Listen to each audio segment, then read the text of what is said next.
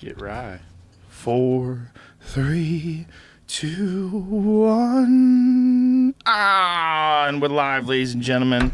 Let's go, champ. Shout out to Shannon the Cannon Briggs. Shout out to the Flat Earth. Shout out to young Jamie for being a newfound believer. And and shout out to John Dudley. Thanks for having me back, brother. My brother, thanks for coming with me, man. We have fun.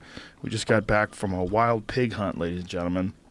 So if you're super not into killing animals, super not into eating animals, or hearing people talk about eating animals, now's definitely the time to shut this one off. I get it. I'm sure we'll talk about fitness or something good about food for sure. Archery, life. Beverages. Health. I ate nothing but garbage over the last 2 days. Just straight and good food too. Like they cook good for us there. Yeah. But I ate not cornflakes, Raisin Bran. So sugary. It was delicious. Dude, you murdered the junk food. I did. I thought I was in I thought I was in a frat house there, the way you were going through Raisin Bran and Fritos and... I'm a mess. No, I didn't have Fritos, but I had Lay's potato chips. Like potato chips. I knocked down a pack of Cool Ranch Doritos. They weren't how I remembered them when I was like 11 and those came out. They were the greatest thing of all time. They were. I don't know. Something happened to them. You know what? I think as you get older, when you're a young kid and you eat something terrible for you, like a ding dong or ring ding, you know those things? Yeah. They feel so good when you're eating them. They feel so good. Like the idea that you could just take that white plastic wrapper, rip it open, and that chocolatey, delicious hockey puck with the cream inside of it was there. Oh, you didn't give a fuck about your health. You're like, I'm going to eat this thing right now. And you get so excited. But as you get older, and we talked about that this weekend, you kind of recognize what's happening when you do something more. Like you're more in tune with like what nutrients you're putting in your body and what their effect has on you. Oh yeah, big time. And you start to, it's funny how your taste buds change. I recently started liking onions and mushrooms, and they were the only two things I did not like at all. You remember when you were asking me about the morels? You couldn't believe that I didn't like morel mushrooms? Yeah.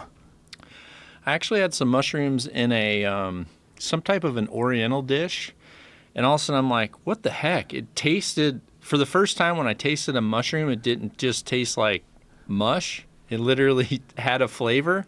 So I've included them on my meals, like if I'm at a steak restaurant or something, and I genuinely are liking the taste of mushrooms now. How weird, like your taste buds shifted. I think it happens all the time. Our boy, Harry, he just all of a sudden out of nowhere started really liking green peppers. Whoa. Out of nowhere. It's a mystery. It is a mystery. I've always wondered, like, when people enjoy something that's really strange, like in Iceland, they have this really bizarre pickled shark that is supposed to be atrocious for everybody but people from Iceland. Well, it sounds like pickled herring. No, it's something way more intense. It's supposed to be like really intense. Like it's like fermented taste. Shark. It's like a fermented. See if you can find it, Jamie. It's supposed to be levels, right? Disgusting. I mean, what do you think when you hear blood pudding? You in or out? I'm out. See, and there's people. I've got friends in England that love blood pudding. Well, I've eaten it over there in the sausages. You know, like blood sausages. I've had that. They love it though. We have Anthony our own Bourdain on eating Icelandic delicacy fermented shark. Never so again. If Anthony Bourdain if he had to go there to try that, if he says never again, then it's never again. Oh my God, did he? It's interesting because people have shifted how they feel about sharks. Yeah, I have as well. I've had mako. But people have shifted how they feel about it. What is this? Right up there with airplane food and Nambian warthog rectum, according to TV show. He's hilarious. That's so funny, man. What a weird thing. So they figured out some way to make shark taste just disgusting, and they like it. They really enjoy it. If they want to claim it, we'll give them that. I know, but what the fuck is going on in their head? Like, I would love to see. Like, we assume that you taste things the same way I taste things. That can't be the case, because I like things that people hate. Like, I like certain hot foods that some people just despise. Like, how the fuck do I know what they're experiencing? I don't know. It's very weird. One time, Sharon and I were out to Fuddruckers, the hamburger place, and her mom was there. And we were doing the machine, and Sharon's like, she was putting in like the cherry part of cherry Coke because you select your flavor. So Right.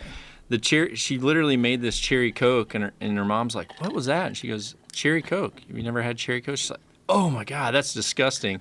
And while she says that, she didn't have her glasses on. She literally pushes cherry Coke, and she filled her cup with cherry Coke. So Sharon and I kind of just looked at each other and did this. We went back and sat down, and she was like, she went through her Coke like that. And She was just staring. She didn't know it was cherry Coke? No, when we were doing it, she asked because she saw the red, but when she did it, She just wasn't didn't have looking? she didn't have her glasses, so she selected that one.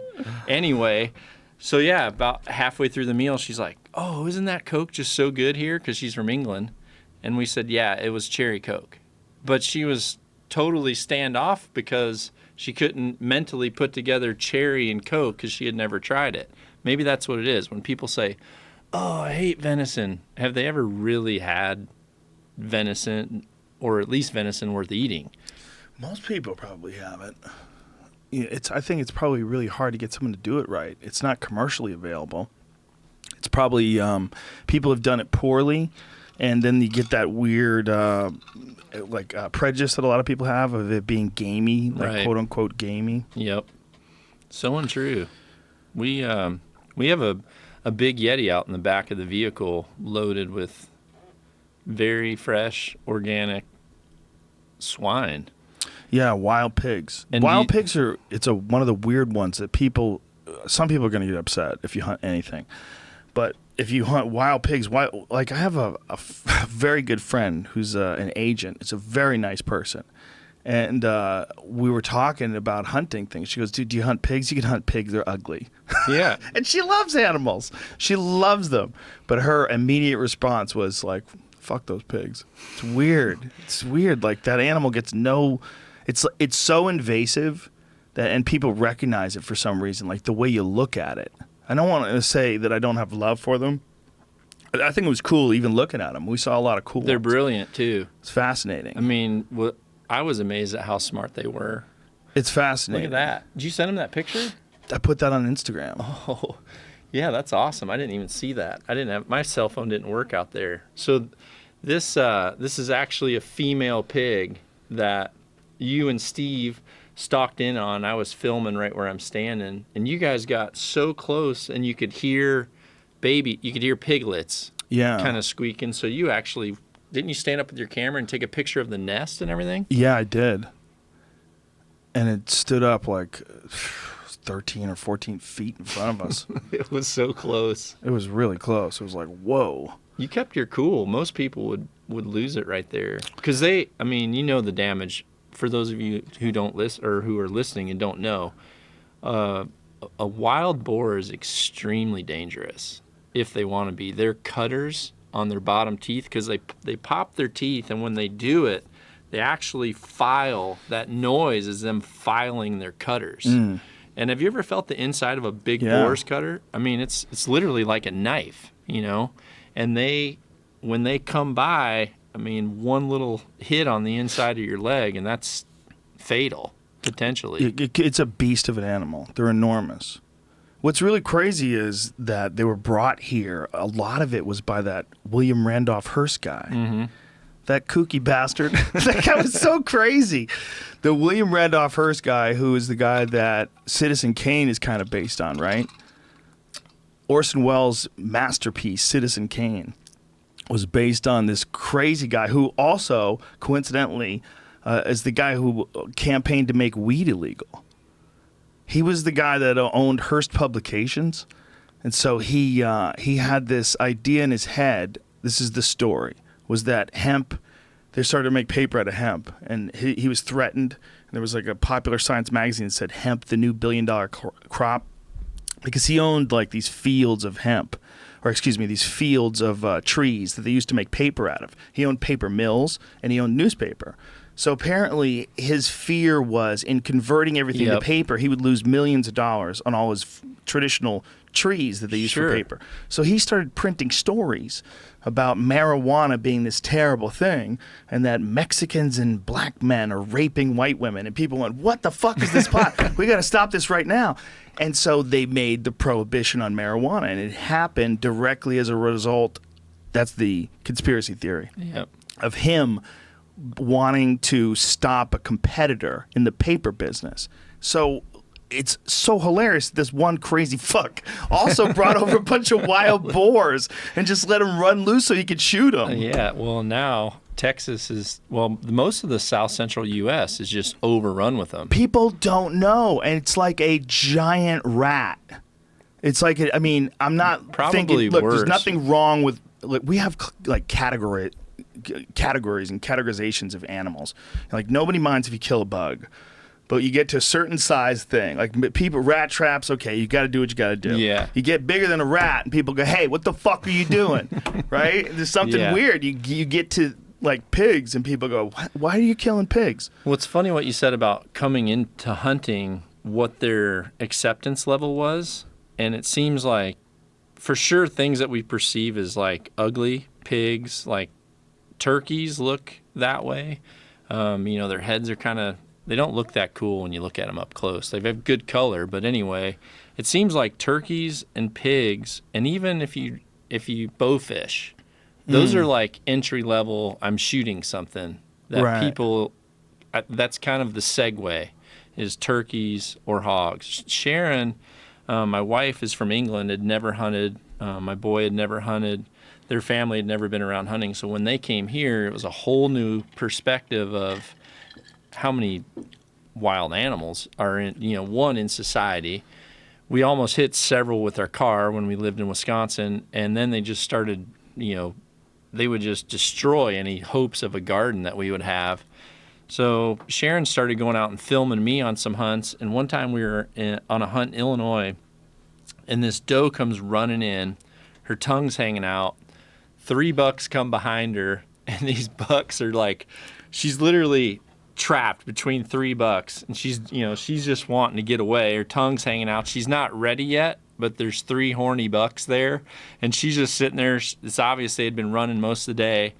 And then 2 bucks started fighting. 1 buck came in, kind of, ended up kind of scooting her with his horns, and then they were just running her, ragging, and Sharon's like, is that what the rut's like? And I go, yeah, the males literally just run the females until they're like, have no choice, but I have to breed right now. And then it happens, and then they're like, on to the next lady. So she said, Crazy process. when she watched it, she said, so she goes, if I were to get into deer hunting, because at that time the only thing she had shot was a turkey, and then she hunted a wild hog. And she goes, so if I go hunting for deer and I decide to do it, she goes, I would only want a buck. And I said, all right. I was glad she had an open mind to it. And she's like, I feel like I'd be helping a sister out. She kind of said it in a funny way. That's hilarious. She goes, that is like your friend at the bar, and she went up to get 2 of you drinks, and now there's 3 dudes that like will not leave you alone, and you like can't get back to your normal life. And she's like, I feel like I'd be helping a sister out. And I'm like, yep, that's what you'd be doing. I don't think people who live in cities have any idea of how many deer there are now.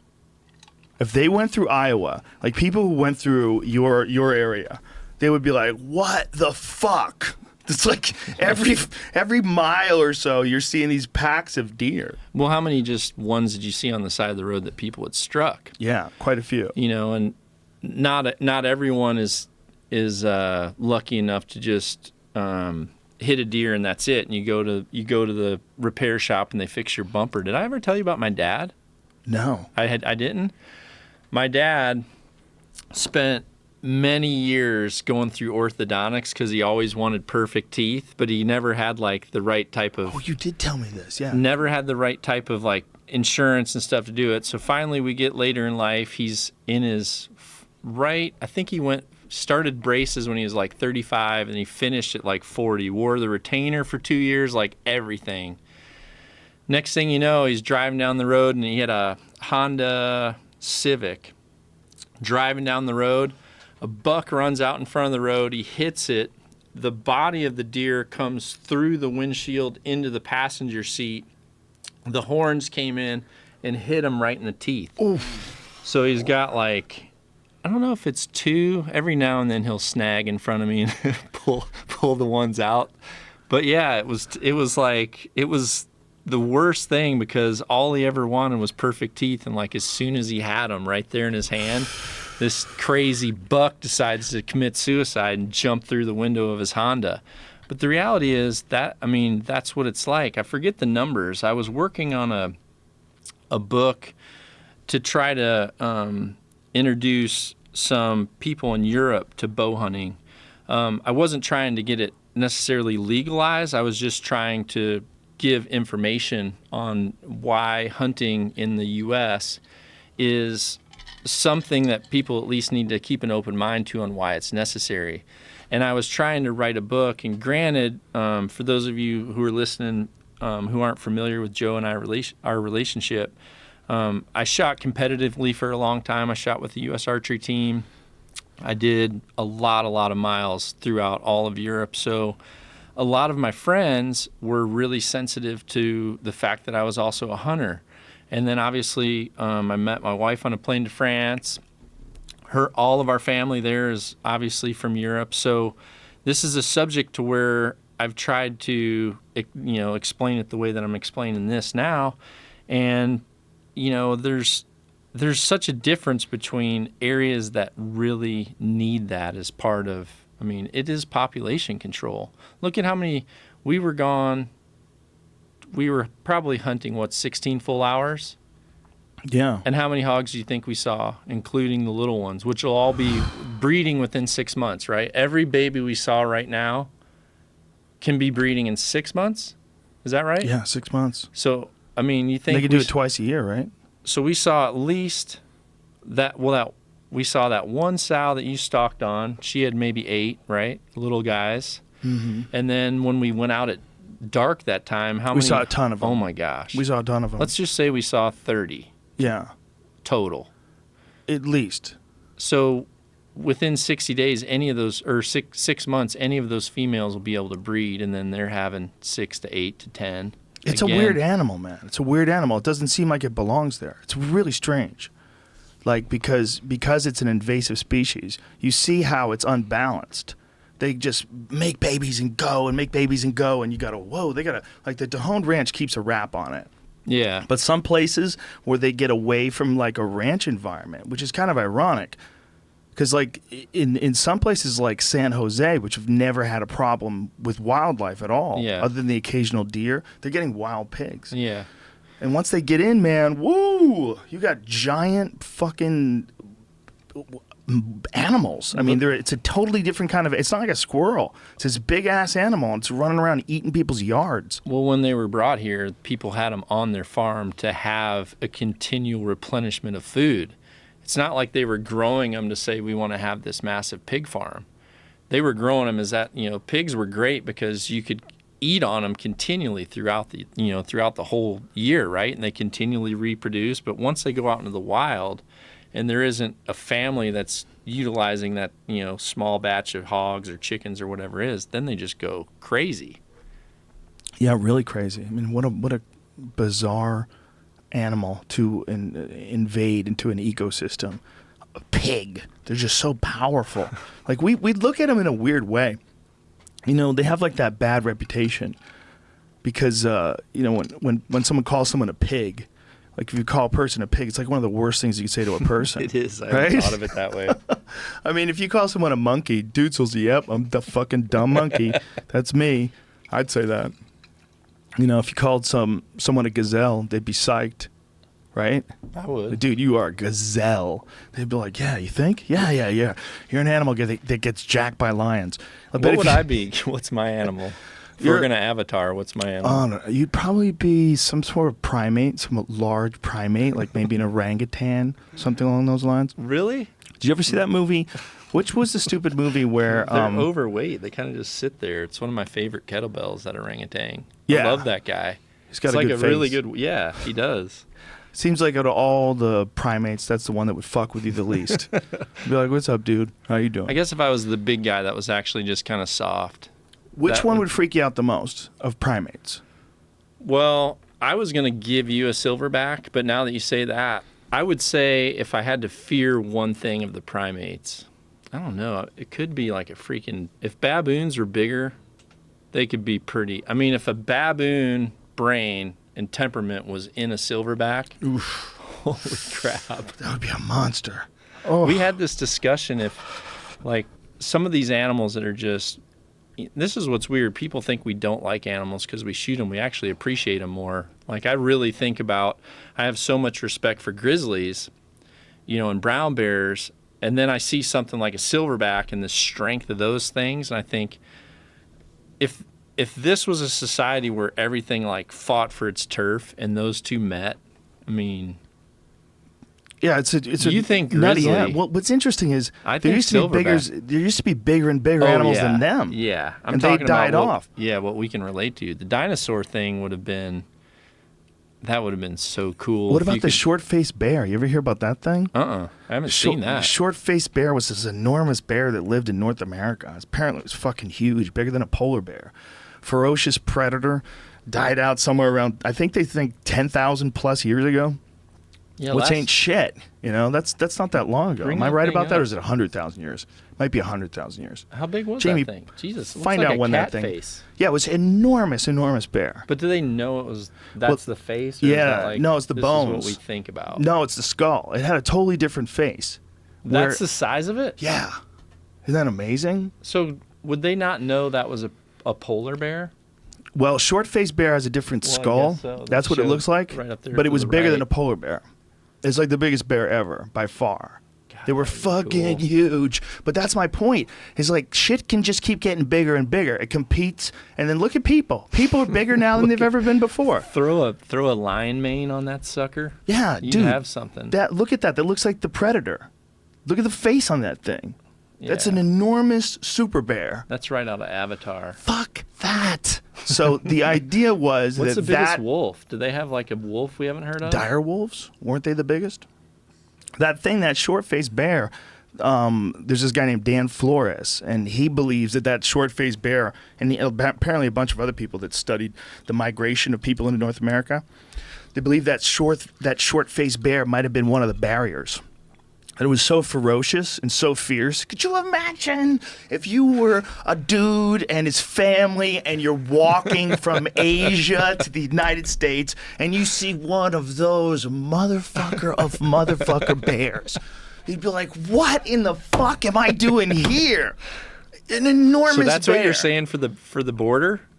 That's what we need everywhere. Like cages for keep to ourselves.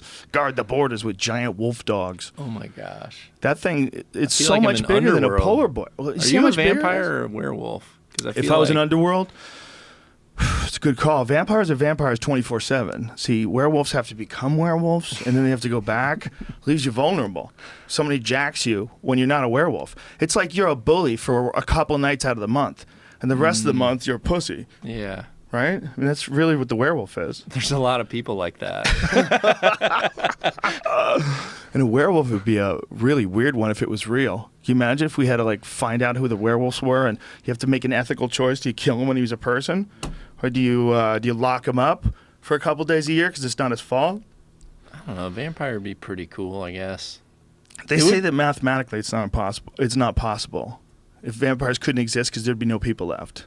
Yeah. Within a certain amount of time, Yeah. there'd be no people. Well, that's a very logical way to put it. Yeah. It makes a ton of sense. Because you would infect someone. See, you and and they I would would like infect someone else. You and I would like it because the older we get, the more we really realize what makes us happy and what we like to do.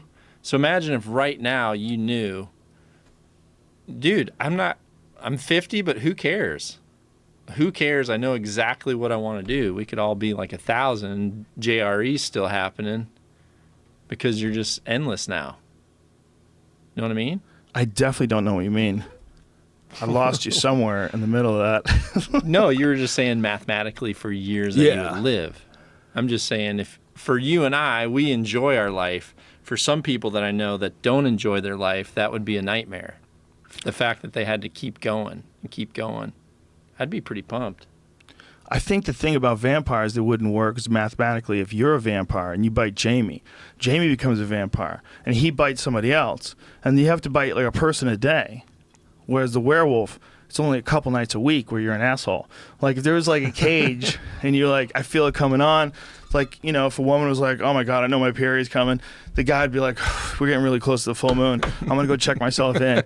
You check yourself in one of those big ass steel cages, and then you turn into a werewolf for a couple of days. You chill out. You could. And maybe if you don't, like if you're locked up in a cage, maybe it's like fasting. You know, when you're fasting, your body sort of starts burning fat, you lose your appetite, you calm everything down. Maybe that's what it's doing. I've been we can doing do that with werewolves. I've been doing that. Not to change subject, we can talk werewolves more. Pull up that Irish elk, Jamie. Remember when I told you about that thing? Yeah. That thing's cool too. I wish that was back. That's a crazy looking animal. I mean, the short-faced bear. Fuck that short-faced bear. Yeah, but Thing scares the shit out of me. That thing scares the shit out of me. I don't think people understand how big it is. It's so much bigger than a polar bear. It's essentially a real monster, a real live monster, and was most likely ferociously carnivorous. would you, if Look at the size if of that that thing was still alive right now and out in random parts of the wilderness, would you hunt? An Irish elk, if it was No, a viable I'm population? still talking about the short-faced bear. No, I wouldn't be in the woods. No. Because we talked No about fucking way, man. I have a hard enough time with wild pigs, dude. I'm freaking out. What are you doing? You Freaking out. You There's going no to the way. Jenner? I'm just thinking. If I was a kid You guys missed and you went through the woods, if I was a kid and I went through the woods with my buddies and we encountered a short-faced bear and it ate one of my friends, just right in front of you, rawr, you'd be like, that's a monster. Yeah, well, it would be for sure. I'm just saying. I know that when you and I talked about Hawaii, I said I would love to learn to surf from Shane Dorian, and you said I'm not surfing because of the sharks. It's monster soup. It's the same. It's It is the monster same. soup. It's monster soup out there. They can go fuck themselves. Those people are crazy. All you people. So you wouldn't hunt if there were short-faced bears. Fuck that. I'm freaking out by pigs, man. I can't believe how close we got to those pigs. Some Rogan Experience follower that's a genetic specialist is probably going to construct one of those suckers just so you don't hunt anymore. I don't think it'll work that way. If that's they're really wasting their energy if they put it towards that. There's certain animals though that have to freak you out. You have to respect them. You know, we were talking about all the different encounters that people have had where they were bluff charged by grizzlies. Oh yeah. We were talking about that this weekend. Yep. And Steve Ranella, my good friend and the host of the amazing podcast Meat Eater and television show Meat Eater, was they were on this hunt and they got charged by these grizzlies. It's a mama bear and her cubs, and it's a full-on charge. And this thing is big. I mean, I don't know how big. Is it 400, 500 pounds? Oh, they're bigger than that. How big was she? Was it a brown bear or a mountain It was a grizzly. It was a Mountain grizzly. mountain Yeah, grizzly? inland. Yeah, it could have been 600 maybe. Whatever it was so big. It was so big and it was covering ground so fast. Oh yeah. Like when you see them run and you realize how big they are and how fast they move, you're Do like, you know how "What?" fast they are? From like 0 to their top speed, they're almost equal to a dirt bike.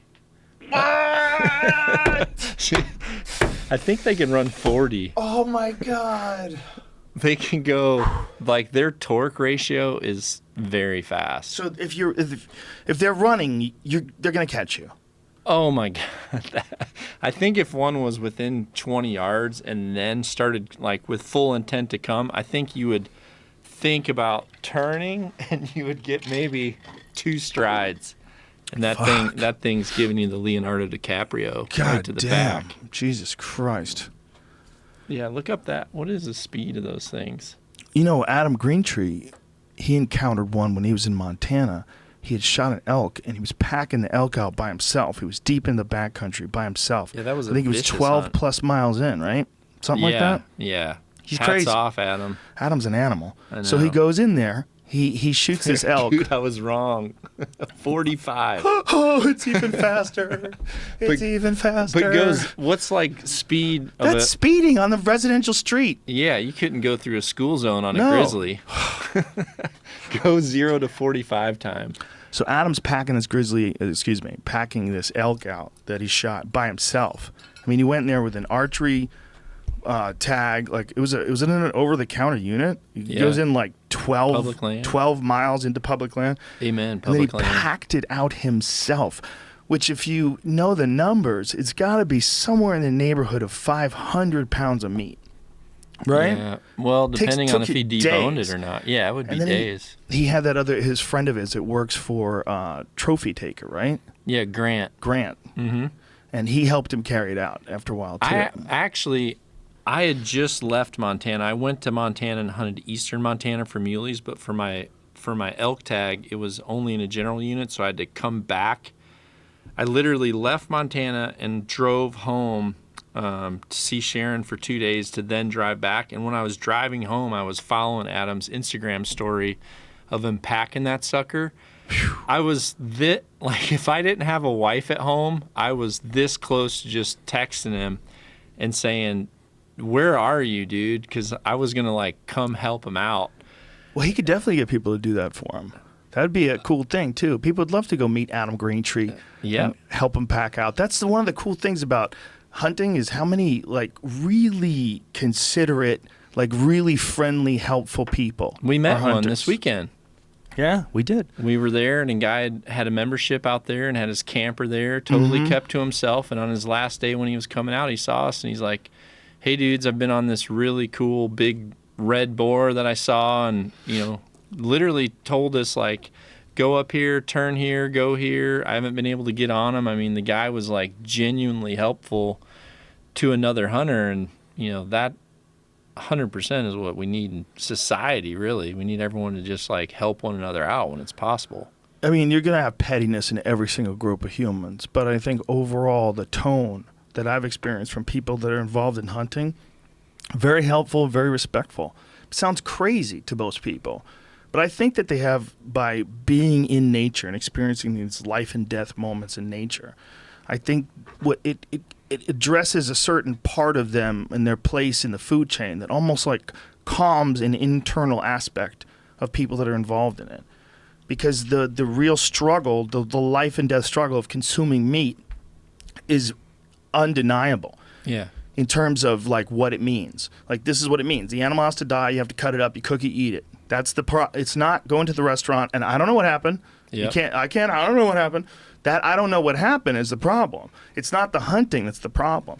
It's that 95% of the people, 95, that's a big number, are eating meat. Mm-hmm. But what percentage of them have ever even seen it happen? What percentage of them have done it themselves? You don't have to. You definitely don't have to. We're just talking. I'm not passing any judgment on people. No.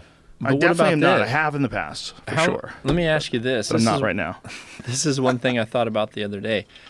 How many people have gone, they've ordered something like that, and then they don't eat it all, so they throw it in the trash can? Yeah, that happens. But doing what you or I do you look at that differently? It's definitely different. If you cooked an elk roast, which, I mean, it's not even fair that I'm bringing this up because we did it the first night I came in. But if you cooked an elk roast and you didn't eat it all, would you dump that into the trash? No, I eat it. And what I also don't eat, I feed to my chickens. And people go, someone said this to me, yeah, you think that's natural, man? A chicken eating an elk? I'm like, I'm telling you, it's just meat. Your chicken is a goddamn murdering motherfucker, and you need to come off it. Your chicken is more ruthless and more murderous than any cat you've ever met. They are goddamn dinosaurs. Well, didn't they say Velociraptor is technically a dinosaur chicken? Yes. Right? Somehow or another, like a ancient Australopithecus is a human of today, that chain of progress. Yeah. Somehow or another, a dinosaur became a chicken. Some kind of little raptor. They are fucking ruthless, man. I've met some people that must have definitely been T-Rex. I've got a couple friends where they're so pumped how much more they can bench, but when they're doing it about 4 inches, I'm like, what is up, dude? How long are your arms? T-Rex bench? Yeah. Yeah. People love to do more impressive numbers incorrectly, right? Yeah, very true. That's one of the things that gets people hurt more than anything, lifting weights. I remember one time this guy emasculated me in the gym in Phoenix, some giant fucking football player dude. He met me hey man, big fan, love your stuff on the UFC. You really know your shit. Oh, thanks, dude. Thank you very much. and this dude is over there like just doing stacks squats, and he's just a fucking Herculean, like 300-pound man. And I'm over there doing a kettlebell workout with 35 pounds, like a bitch. I was doing 35-pound windmills. I was doing like these slow-moving kettlebell. But I'm like, look, man, I know this is not the same thing as what you're doing, but you don't do this either, do you? Yeah. Like doing like slow stuff with light weights, controlled stuff is good for your body too. It's like guys get it in their head. They gotta be fucking. I'm benching 950, bro. But when you're doing this, like you can't move. Your body's gotta move. I'm all about free range. The best thing I did was went down on your recommendation. I flew down to the On It Academy and met all those guys and spent I think 2 days in there, and just said I want to do everything. Show me the mace. Show me kettlebells. I did some stuff on rings. Did some stuff on bungee straps, and it's all, and you see people that have they've worked out that way, and something real simple, and then you have someone that's, I'm 6'5", 230, 220, probably 230 after hunting camp, and they're doing these simple movements to where you just feel like a wussy. There's people that structurally and core-wise are so sound, and actually movable muscle and usable muscle, it's totally different than only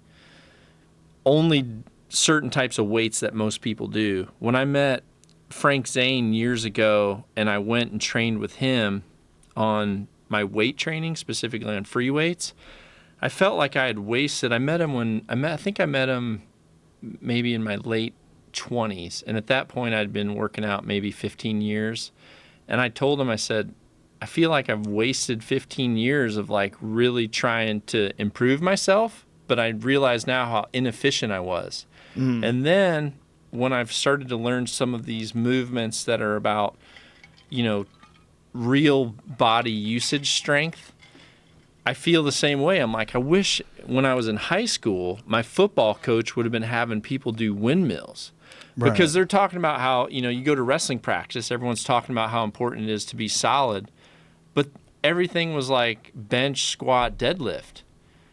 Things like what we just talked about with a windmill, it's totally different. I think bench, squat, deadlift is still the kings, but I just think that people get a little bit... It is the kings for total mass, right? People get a little caught up in the numbers, and to the point where they're willing to ignore the form, and I think that's where a lot of people get hurt. It's like a real problem with people being a little bit too macho, and I fucking absolutely have been guilty of that. Where I was lifting way too much weight, just like, because I can, bro. Because I could do it, bro. I tried to max out on 135 once. 135? What do you mean? For bench. Oh, like as many times as you can? No, just one. I tried to get it once. I didn't get it. Oh, is that a joke? I got confused. Sorry. I don't joke around with you enough. You actually took me serious. I definitely did. That might be a problem. No. I need to screw around with you more. I saw Brock Lesnar's. You ever seen his those the times they do when they're trying out for football? What's that shit called again? A combine? Yes, the combine scores. They had Brock Lesnar versus Shane Carwin. It was like a big heavyweight fight because it was two super powerful, really dangerous wrestlers. When you look at the combine scores, you realize what a freak Brock Lesnar is. Well, I saw him ringside with you. Oh, he's a freak. He's a freak. It's just straight Viking DNA from the motherland. If I was a little guy coming from Asia with my whole family and I had to walk up to that dude, I would think the same thing as a short-faced bear.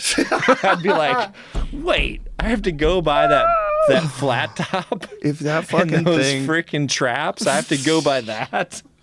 Screw that. Let's go back and get some sushi, dudes. If that thing pulls up in a boat, you fucked up, right? You're in the wrong place. Imagine that, being in war and a Viking ship comes up and like 300 of those suckers 300 Brock Lesnar's jump off the boat. Fuck this life. It's been real.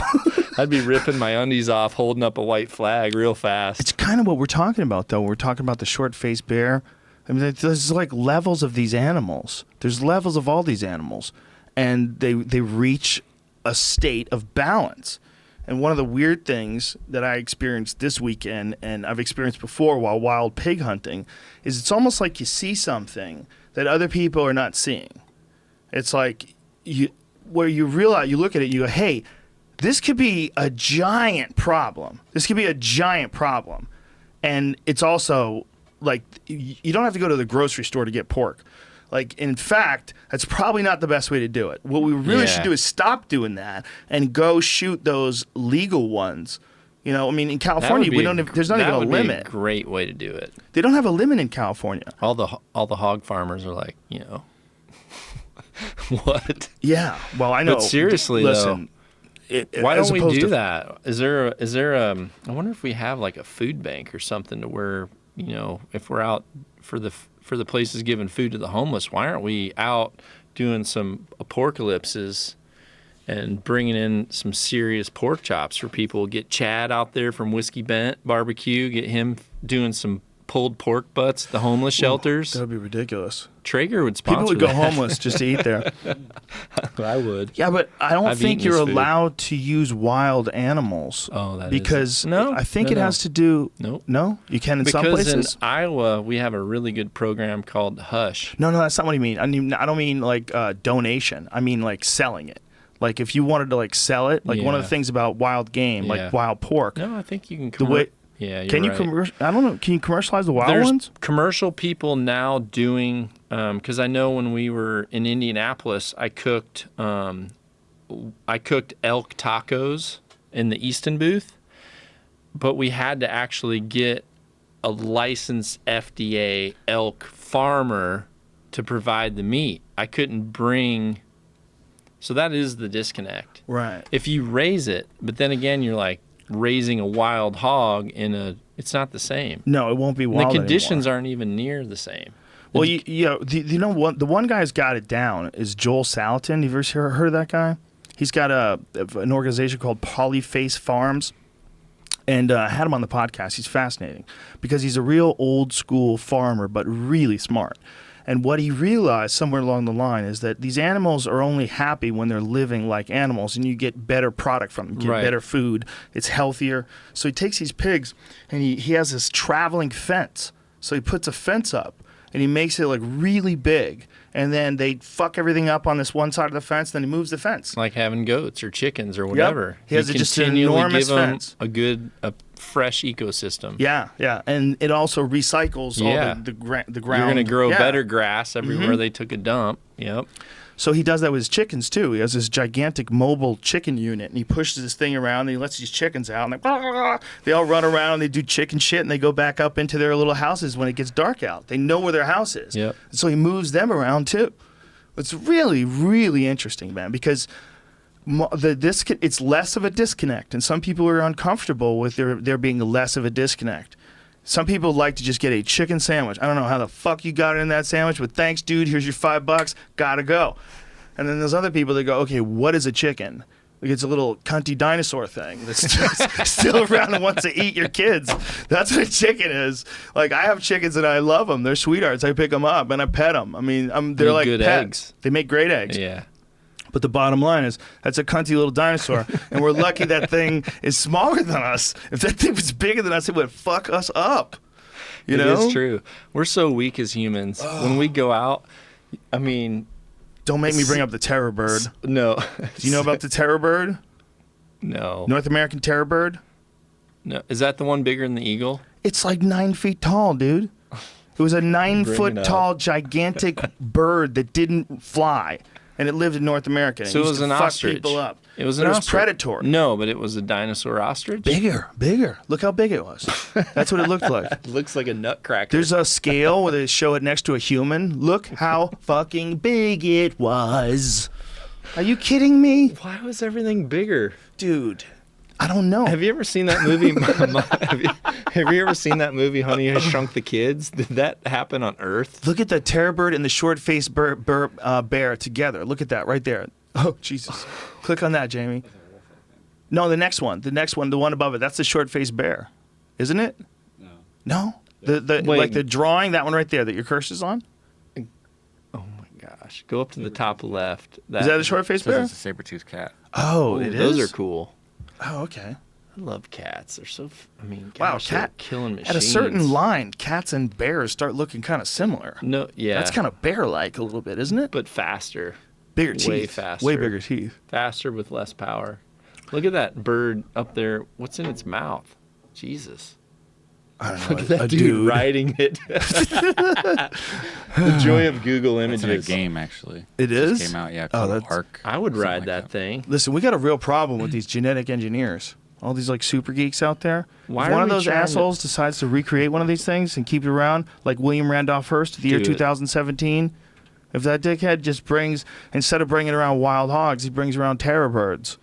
Don't worry, I've domesticated them. They're all vegetarian. Now that I see you can ride him, I thought he was pretty cool. I don't think you can, dude. I don't think Is that's that real. upper class? If you pull up to your car spot and it says like Joe Rogan parking, if you ride up on a T-bird, Yeah, I think anybody would take your spot if they ride up on a bird.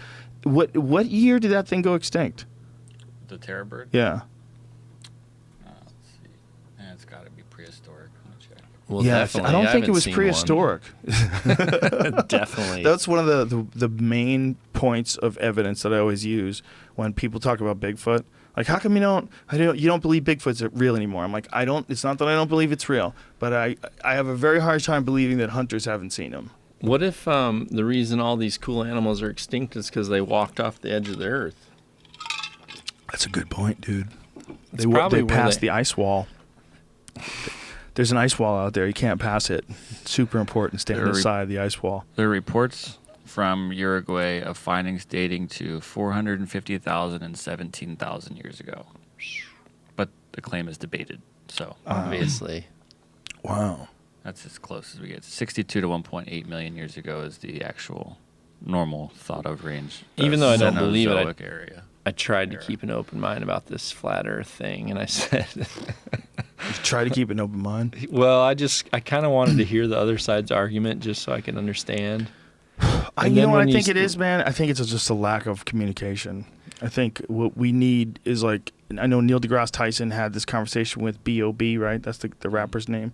Where he kind of explained it to him, and B.O.B. dissed him on a flat earth support track or some, I don't know.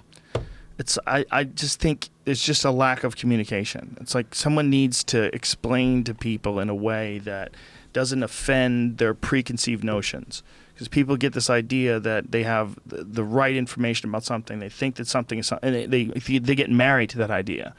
And if you're like Shaq, who just recently came out and said he's married to the idea that the world is flat. It's like, how much research are you doing? Don't bait me. You know, are you? Do not bait me. I How know much? what you're How much doing. research are the people on the space station doing? Are they all in on a lie? They're all in on a lie. Is that real, or did you decide that that's real, and now you're looking only at things that support that idea in your head, and you're not looking for it through astrophysicists or astronauts or people that study it their whole life who understand it. You're not looking at it through those lenses. That's why it seems like it makes sense. It only seems like it makes sense because you don't know what makes sense.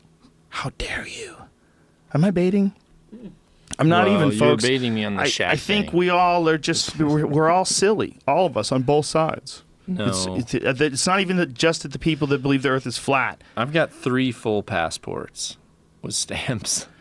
I mean, think I feel for not- the people that believe it because I think someone never didn't tell them correctly or something. Yeah, but I've never did an international flight where I flew for a while and then the plane banked and turned and turned. around. It doesn't work that way. It's like a black hole. You hit the Yeah. wall, the ice wall, and then you go back in time to the moment when you're born. Is the You ice just live your wall- life over and over again. Is the ice wall real though? Fuck yes. No one's been there and Is take that true? pictures of it, but they can't because of the Illuminati and plus the Jews. No, what? You can't just go to the ice wall, dude. Jamie, I'm asking you as a third party.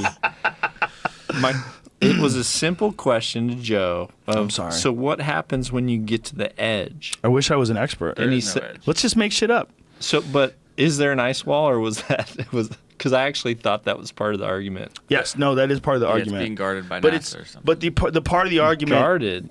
Wait a minute. This sounds, are you kidding me? No. This sounds like the Truman Show or like Hunger Games. I don't fault anybody who believes telling that. you right and I think now. there's a problem when someone believes something and then someone else doesn't believe what they believe, and then on both sides there's an issue because the side that believes that they're right, the side of the astronomers and the astrophysicists, we get angry. We get angry at people that believe something other than what we are pretty sure to be true. So you start making it into a personal thing, and it's stupid, you know? And I think that's part of the problem is that people get invested in their ideas. You get invested in the idea of Bigfoot. I was fucking 100% over invested in the idea of Bigfoot. I was super hopeful rather. Every time I would see a news story about Bigfoot, please let this be the one. I was thinking about it, man. I was like, if they really found Bigfoot, I would how be happy crazy if they would did. that be? Fuck yeah. But then it didn't make sense. Didn't make sense. No, Sharon actually brought up a very valid point. She said, if there was a Bigfoot, it's like, what's his age limit? Yeah. Because he's got a, I mean, by now, that sucker, based on like how long monkeys and stuff live, or a bear or whatever, he's gone. If there was one. The right? idea is that there's a population of them. I've talked to several experts. What's up? Googling to see any updates on Bigfoot. Oh, please. They're excellent. Rob Lowe and his sons are going to hunt Bigfoot for A&E. That'll be a fun show. Rob Lowe's a funny guy. The Low Files. I think that'll be interesting. But is it, Look, is he doing it like that he really thinks he's going to find it, or is he doing it as a way like, okay, boys, I'm going to prove to you that this is kind of... Maybe it's not even preconceived, or maybe it's scripted. The Well, it's infamous the Low Unsolved Files. Mysteries. Well, you know who absolutely 100% is balls deep in Bigfoot? Bobcat Goldthwait. Balls deep, I love that all podcast. in. I love that podcast. I love him. He's yeah, awesome. he was really cool. He actually I grew up in believes him. Awesome. he actually believes that video, you know, that Patterson footage where the things walk across the field, he thinks I do that's it all real. the time. Now, if that Bob Patterson guy had met you, you probably could have taken the place of the other guy that wore the monkey Seriously, suit. if I had as much hair as you did without shaving, other than like up here, Yeah. I think I could look like that sucker. Like if he seen me stalking that hog this morning, Yeah. he'd be like, there was a freaking Bigfoot doing yoga. Well, and- there's some dudes that get real hairy, and we gotta assume that the hairiest dude that we know today ain't shit compared to the hairiest dude of 100 years ago, right? If you didn't have clothes, you know you'd be growing some hair. Yeah, I mean, sure. Seriously. Yeah. If you were cold, if you had to live or die, you would grow hair. Why would it be any different than a dog that sheds when it's hot Yeah. or grows hair when it's cold? Because we're not animals, John Dudley. We're people. We came from monkeys. Don't tell people that. They don't want to believe it. Well, Yeah, I mean, there It's had to be just some logical. super hairy people. And if your kind, like big giant freak-like dudes, like your kind covered with hair, we're so opposite, actually, you and I. I know. I'm like sitting there thinking, would I want to be I feel like shorter? a child. I feel like he's my child when we hug. Or I'm his child, rather. I don't know, but I feel like, remember when you told me that story about the monkey that you had when you were on Fear Factor? Oh, that yeah, that chimp? monkey beat my ass. That when you held that little thing, you thought, this thing's made of wood. That's what I feel when I get you up on my shoulder. Oh. I'm like, damn, this thing's made of wood. That's You hilarious. start Dude, I was telling Jamie, I think I've told you this story. I've probably told it to everybody I've met. That I have a little baby chimp on the set of News Radio, like way back in the day. It was supposed to be in some stunt. Did I tell you this? I probably said it before. This little motherfucker was on my back, and he hit me a couple times, and I was stunned.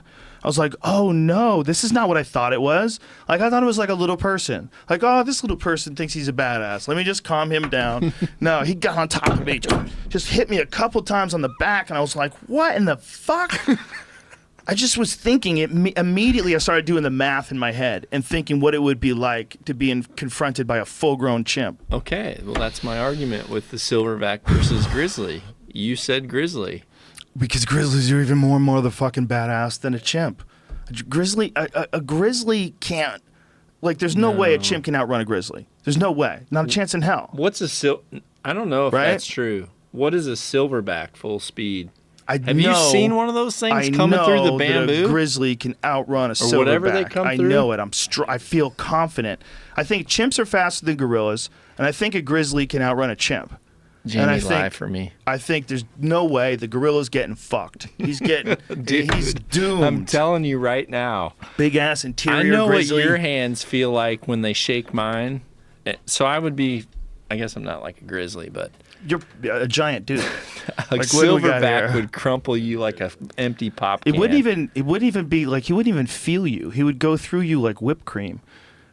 25 miles an hour, top speed. Why does it say it feels like 25? It What does feels that like mean? 25. Similar Actual animals. speed's 34, but it feels like 25. I don't understand what that means. This is from someone riding its back. Get to a different website. Is that what this is? Is that really what this is? I'm trying to see what that means. Oh my God, I love the name Wapiti. Where'd that come from? Do you know where that came from for elk? Speedofanimals.com. A wapiti? Yeah, what is it? Where's that word come That's from? what an elk is, dude. I A never. wapiti. It's actually a wapiti. Who called it the Wapiti? What is that? Where's that name come from? I've heard it. It's a cool name. Wapiti Wednesday is a hashtag. Cam uses it a lot. Powerful Wapiti Wednesday. Chimpanzees use the same speed though. Is it? A chimp. I said a 25 miles per silverback. hour. What? I don't want to know what Oh a my chimp God! is. But don't you think a chimp is Get faster? that chump off there. Don't you think a chimp is faster than a gorilla? Give me a silverback. Okay. Have you seen a silverback come out of the the They're jungle? fast. 2025. Ah, see, told you. So Yeah, this is what okay. I'm thinking. So it's I'm speed thinking over the bear strength. gets 'em. It's just like an archery argument.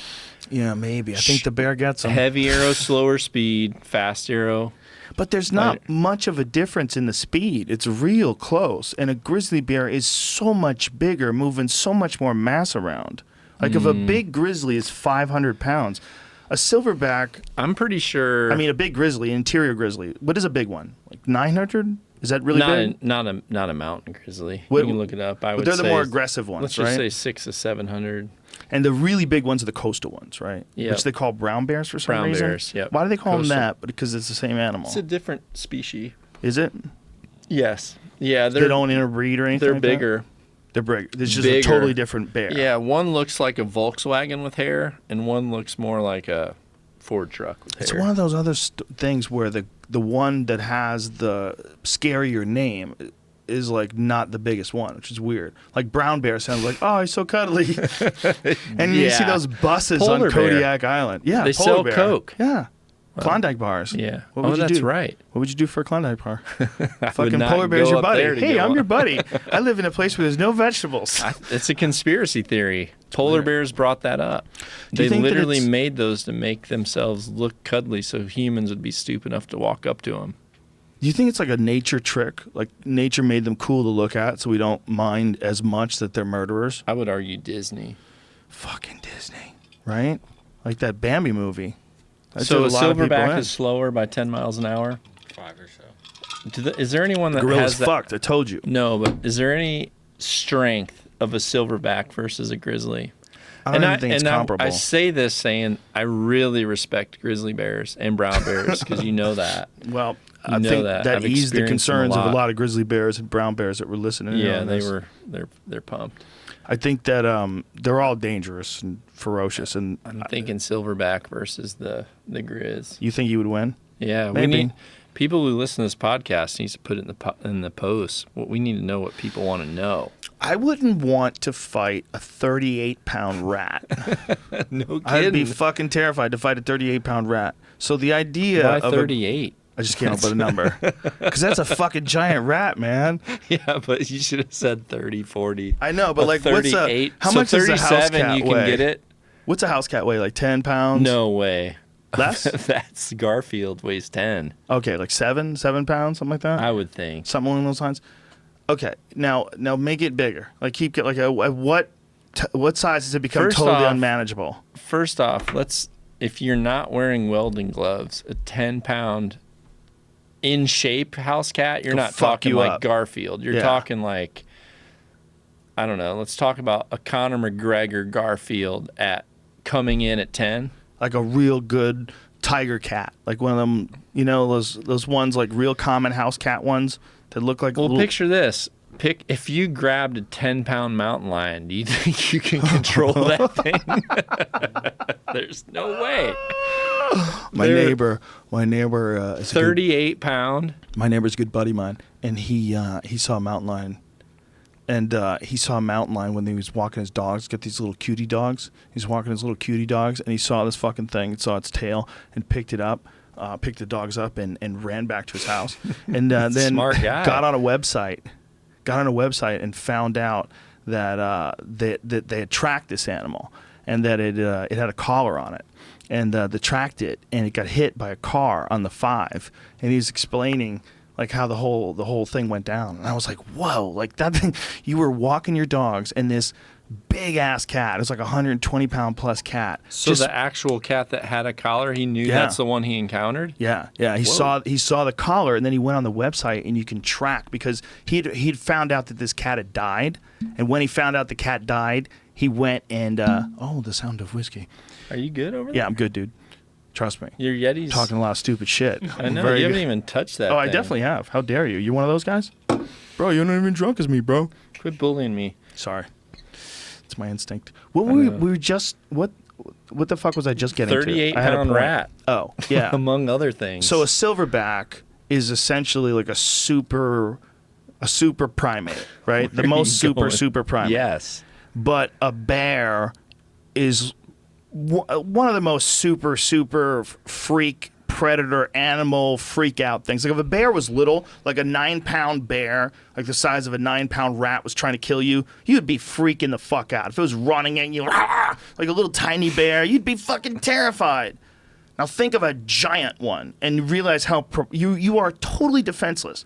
And I don't think it's going to be that much difference for a gorilla. I literally think of a silverback gorilla with the way they're built and they swing around. I think if he stood on the chest of a grizzly, he could grab its paws and literally rip its arms out and beat it with it.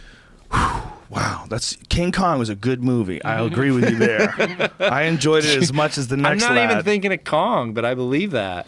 I don't think that's correct. I don't think they're that strong. How much is the thumb? The thumb does give an advantage, though, right? It could grab. Yes. And wait, it's a little smarter. Yes. Can move around a little faster. Jamie. Great. But he just the bear's way stronger. Way stronger. Way stronger. It could smack it once and probably knock it out. To. Well, I've seen that. I've seen a grown mountain grizzly hit a moose and can it. Yeah, you told me that. That I've seen. You saw it with your own eyes, right? But is there any solid information of strength of a silverback? There's not. There's just a lot of people that have argued this on the internet for the last 5 to 10 We years. get dangerously close to this argument. Seriously, why don't they put Thor's hammer on the ground and put a taco in it or something to where a grizzly has to try to grab it and pull it off and have a sensor versus the silverback? The grizzly definitely can't grab as hard because it doesn't have thumbs like we talked about. But I think that, but that's relative to a beating. Right. How many fighters have a big ass and a lot of leg power, right, croak off, versus someone that's just sheer gorilla up top? Let's go there. I just wonder how strong a gorilla really is in comparison to what's essentially like a giant dog. I just think he's going to get fucked up. Are you crazy? You think a silverback silverback is equivalent to a giant dog? No. A bear is. What I'm saying is a bear is like essentially like a giant wild dog. But well, why would I call a silverback a dog? I don't know. We've had a couple of adult beverages, yeah, and we had a fun time this weekend, man. It was really fun. We had a great time, dude. John Dudley is the greatest archery coach in the world.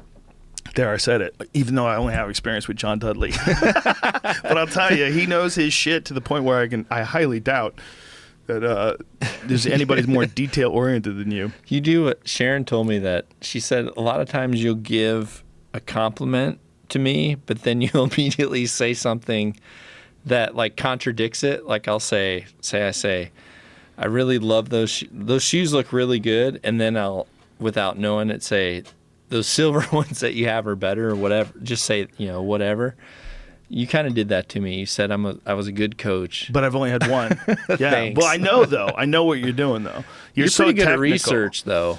Dude, you're so... You stalked me. Archery is fascinating. It's such a fascinating thing. I am definitely a stalker and a weirdo, especially when it comes to archery. But, learning it and learning it from a guy who's, such... the way you break the whole thing down is so fascinating because you expose these little weaknesses. I've seen you do it, and you did it this weekend with our friend Steve, or this week with Steve Ryan, who we hung out with. Yeah, super cool dude. Really awesome beard. Really cool guy. Should definitely work at shaving club. Manly beard. Manly beard. Ferociously manly beard. But I saw you just tune his bow. You fixed a few things about his stance. Like, you can't help yourself. As soon as you see someone and you're so bored with it at this point, you started asking me, all right, what's he doing wrong? And like, what's wrong here? No, I did that for a reason. That was part of me coaching you this weekend, actually. Oh, well, it worked. And it was seriously true. The video was the best part, like showing me the video of I brought that in practice later. shots. That was awesome. Everything was strategic, actually. I asked you what you thought of him because a big part of me knowing that I'm teaching the right way is once my students are able to identify when I'm not there. I think that's a very important thing that coaches miss. Is some coaches, they want the money. They want the student dependent on you being there all the time. They want to go with you to the tournament. They want to go with you to the UFC fight, whatever. Yeah. But the reality is, like with me personally, thankfully, if I agree to work with someone, the reality is I don't get to see you every week. A lot of the people that I work with, I pick because I really I enjoy working with them. But I want you to be able to help yourself when I'm not there. Because, I mean, both of you and I only get to see each other every, 3 months maybe. So if I'm not able to be there seeing you shooting for 3 months, am I a good coach because you're, for whatever, 89 days, you're wondering if you're doing it right? So when I asked you that, it was for a reason, because I thought if you ever called me and said, am I doing something wrong? I could be able to say, well, have her take a picture and look. Because hopefully we've worked on the same things enough to where you're able to identify. I want you to be able to tell me what you're doing wrong. And I think a good coach does that. They're secure to do that. I don't want my students to be dependent on me. I want to push myself, because I'm wondering, do you know as much as I do right now? And can I take this to another level where I introduce you to something new? Well, this is something that I've experienced in a big way with jiu-jitsu, that the very best coaches, not only do they not hold anything back, but they encourage their students to be as good as them or better. Like my friend Eddie Bravo is a perfect example of that. He has like this whole team of top killers. Like he's really put together this fascinating style, and now has incorporated all these leg locks into it, this fascinating style of jiu-jitsu, and openly encourages any new moves, explores them, gives everyone credit. And they're all battling it out, trying to come up with the best method for every single situation. Yep. And the only way to do that is to encourage growth, to not be afraid of competition, to embrace losing to your students or getting tapped by your students. That's great. It keeps everyone on their toes. And other martial arts don't do that. Yeah, that's stupid. I shouldn't say they don't do that, but it's way less common than the jiu-jitsu community. Like Jean-Jacques Machado is a perfect example. Yep. Like he's the guy who gave Eddie Bravo his black belt, and Jean-Jacques Machado is like completely dedicated to making his students as good as him or better. Like that's his 100% focus. And when you do that, all you're concentrating on is the growth and the improvement of the art, the actual art of jiu-jitsu. And I think the same could be said for archery. Like you're not trying to hold anything back. You're trying to show, you're trying to put it into someone's head so they could do the very best job they can at minimizing all the things that can go wrong, tune everything right, and then you'll know what you're doing. You'll be able to take steps. And it's real similar. In a lot of ways, it's real similar. Well, like with Eddie, say he knew one move. Say he knew the crane kick, right? How dare you? Jiu-jitsu doesn't involve crane kicks. You stepped out of your lane. That was terrible. You son of a gun, I'm sorry. Every 10th Planet Jiu-Jitsu guy. Dwayne Ludwig actually used that in a fight. What? Dwayne Bang Ludwig is such a motherfucker. He was beating this dude up, and in the middle of it was in the King of the Cage. In the middle of beating the dude up, he goes into the crane kick. And this was when Dwayne Ludwig... He's still a motherfucker, don't get me wrong. But this was when Dwayne Ludwig was a young, buck wild motherfucker, and he was Boss Rutan's protege. So he's fighting this guy in King of the Cage, and his stand-up is just super advanced for MMA at this point. Yep. People just did not know what the fuck to do with this guy.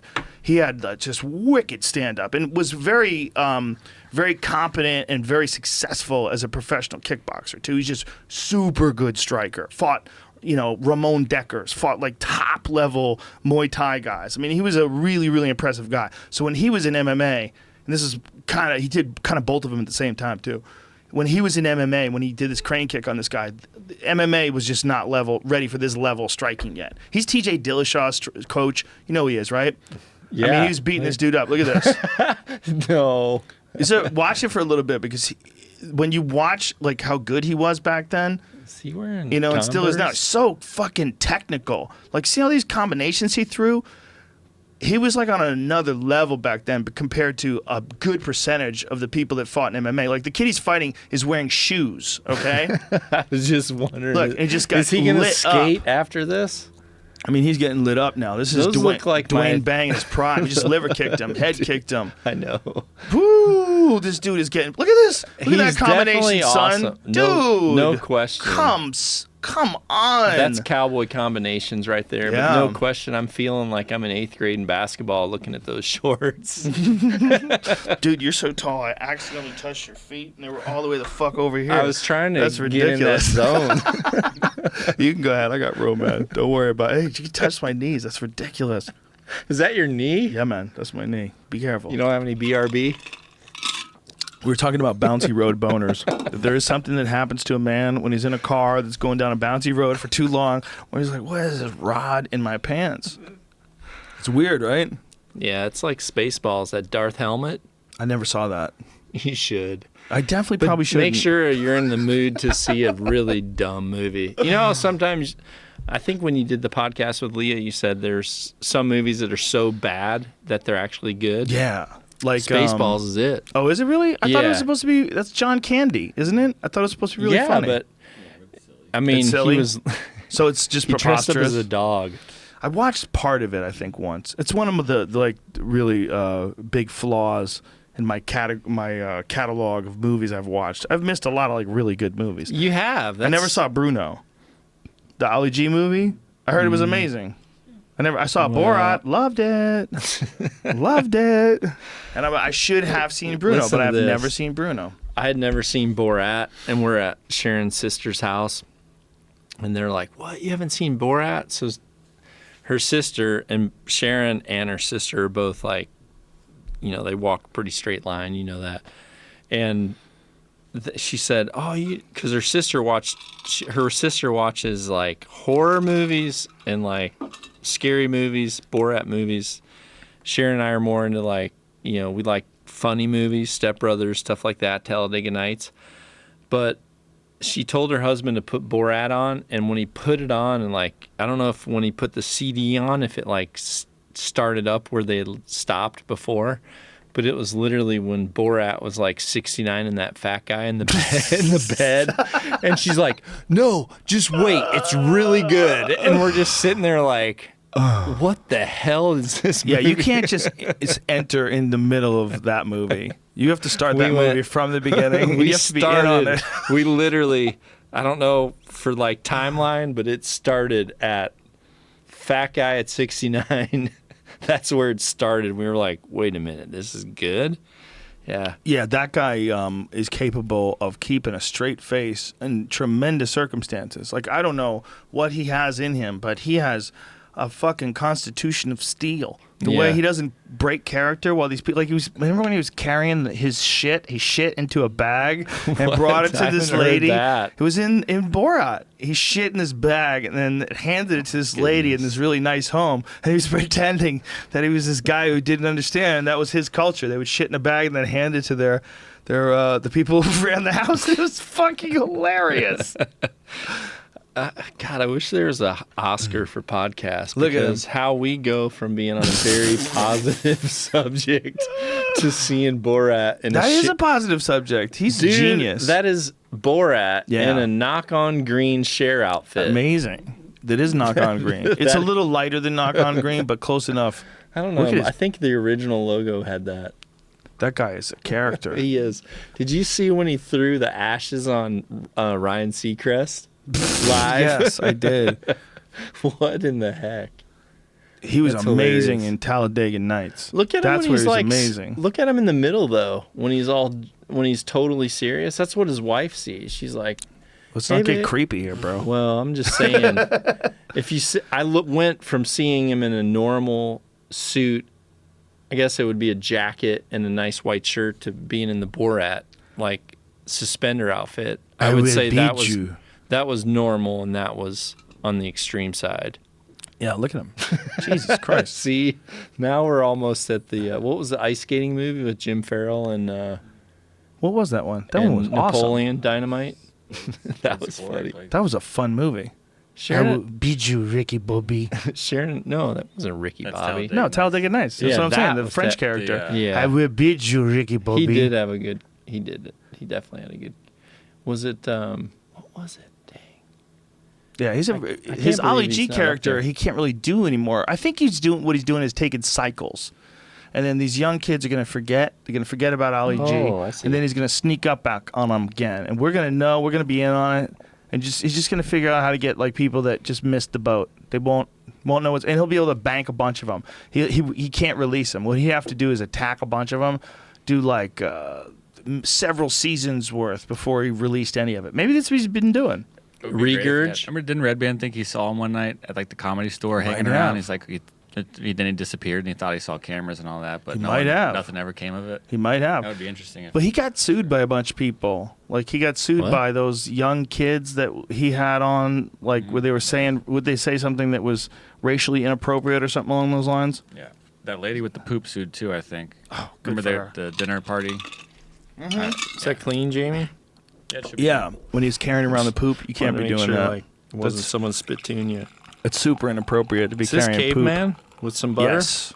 No, that's not butter. It's just black. It's just Oh, black. We change things around. You know what here. happens, man? When the butter You cough. with podcasts, I phlegm. I get coffee, phlegm throat. I kept it cleaner. It's the worst. It's super annoying. That's Annoying to me delicious. and to anybody. Yeah, it is, right? How come we got off the archery subject? We were finally like definitely on par. Because you're very advanced for an archer. I don't think it's worth not giving credit to you for that. Well, I'm only advanced because of you, dude, and because of Cameron Haynes. Well, Cameron Haynes for introducing it to me.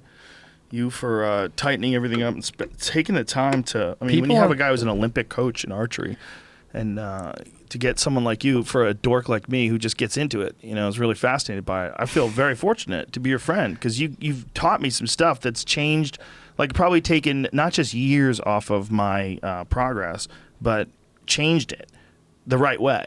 So like it didn't matter. Like 5 years down the road, I might be better at doing it wrong to the point where I kind of have my brain calculated how to do it. I've practiced it enough so I can do it wrong and still get away with it. you had a good detour. Yeah. You literally went from a super cool hardcore bow hunter to like, how do I become the best at shooting? And then now you're Joe Rogan, the hunter. Well, to me, it's all like it's hard to say it's the most honest because you're still arrowing an animal, right? You're still using a weapon and you're still killing it, but it's many levels of removement from any other kind of eating meat. Many levels of removement, and this is where it gets really fucking squirrely with people. It's way more respectful of the animal than eating meat in any other way. And that's hard for people to wrap their heads around. I totally understand it. I totally understand that it's hard for people to wrap their heads around. And I totally understand I do also if too. you're annoyed with me talking about it too much. How about that? Wow. I get it. All the hunters definitely appreciate you standing up for what you're kind of seeing the light on, but Well, I would be a huge hypocrite if I didn't point it out because there's something going on where people are deciding that there's certain executioners that are allowed to kill your meat. And then Yeah. the rest of us are not allowed to partake. And if you do, then you're some sort of a bad person if you let an animal exist in its natural state until one day with a ton of practice. I know how much you practice. I know how long you've been shooting. You've been shooting archery for how long now? right at 31 years. 31 years, many of those years competitively, and you still practice it every day. That's Yeah. one of the most important things. Well, I've competed, let's see. Let's say I've competed 25 years. But the only reason I competed was because I wanted to make sure that when I was hunting, I was proficient as a hunter. That's the only reason I started competing was I wanted to make sure that, I remember going out the first time as a hunter and finally having an opportunity and then missing. And I think I was a lot like you. When you got into it and you realized this is something I'm really into, you're like, okay, how do I actually get good at it? I don't want to go out and shoot something in, up the butthole or whatever it is, right? You're like, I want to literally make a good shot. I want this to be something that I'm cool with, and then I want to be able to enjoy the benefits of it. So that's why I started competing. I actually went to my first archery tournament based on a sign on the road. I was driving down the road and I saw a sign that said, and for those of you who are listening, there was actually a cool little like documentary that Hoyt did for me called "I Am Defiant." Yeah, you were part of that whole program. That was probably very interesting program. Yeah, if someone's listening and they kind of want to see my background and know how kind of Joe and I came together, that the "I Am Defiant" video from Hoyt is really good. You can find it on YouTube. But I was supposed to play college football. And I was a bow hunter, but I wasn't very good at it. I didn't have anyone that really taught me how to do it. I was self-taught. My dad introduced me to it, and my uncle mainly. And then I ended up going to this archery tournament based on a sign on the side of the road that said archery tournament. And when I went there, I lost all my arrows before I'd finished because I was so bad at shooting. And being a person that was really wanting to play college football, that was like the first time I really felt defeat, and just the competitive drive in me is like, I have to do this right. So the people that won that tournament, all of them had these shirts on that had the name of the shop. So the next day I was in that shop and I was just watching these people shooting and started asking questions. And I realized that my self-taught or family-taught way was just a way to get in. But then it just got so much more diverse. And I think that's what happened. For you, Cam was like your uncle. He literally brought you into archery, right? And then once you're in there, I'm calling him Uncle Cam from now on. That'd be awesome. We need to do a. He's like my crazy uncle that runs ultra marathons. We need to do a Photoshop thing with Cam in an Uncle Sam outfit. But Uncle Cam, he brought you into archery, and then once you were there, you realize, wait a minute, when I go out, this is a huge responsibility. Yeah. So how do I go out, and if I'm going to put this responsibility in my hands, how do I make sure I'm 100% knowing I'm doing it the right way? And let me just point out that this is not because I didn't have confidence in Cam. It's more that I am a junkie for exploring options, and when I get into something, I start trying to find all the different variations. The extreme ends. I try to find out who's doing what. What are the target shooters doing? What are this going? Like this, it's undeniable that Cameron Hanes is like one of the greatest bull hunters in the history of human beings, right? So just becoming friends with him is amazing, and I should probably just follow his lead, right? But my thought is, I know that works, and I know that works for him, but I know that there's certain things that work for me that don't work for my friends. Like I have friends that won't do yoga. I fucking love yoga. I have friends who won't float. I fucking love floating. I love it. You don't I have to floated yet. I might float tonight. You gotta try it. You gotta try it. I'll hook it up. Okay. Yeah, it's the greatest thing of all time. You'll hook it up. Next to like 4 or 5 things. Yeah, that's what I'm saying. I'll hook it up. You're not gonna like pull a bunch of strings to make it happen. I'm gonna call a guy. Open the door to the basement. I'm gonna call a guy. You're gonna put me in this dark room and open it up after my plane leaves. It's one of the greatest things of all time. Once you do it, you realize like, why am I not doing this all the time? It lengthens your body out. Everything just sort of relaxes and sort of gives. Like there's like tight areas in your back. Besides like the mental properties, the things it can do mentally, one of the big things it does is all the magnesium gets inside your muscles, and it's like a massive Epsom salt bath. Damn. So everything just gets loose, and you feel your back. There's certainly a smell in there. Yeah, what's salt? It's just a salt smell. You know what I do, dude? I hold on to my hips like this when I'm in it, and I can make my back pop, like pop, pop, like pop, a lat pop, spread? Like I can, but I'm like pushing down on my hips, and I can I can feel my back pop. Yeah, but look at that V. Dude, it's a strong V. Big man. I bet you lift weights. I bet you do. I sling some KBs. You got to get in there, man. And do you do any sort of decompression stuff? Do you ever like hang by your ankles or hang by your waist? Well, that I like.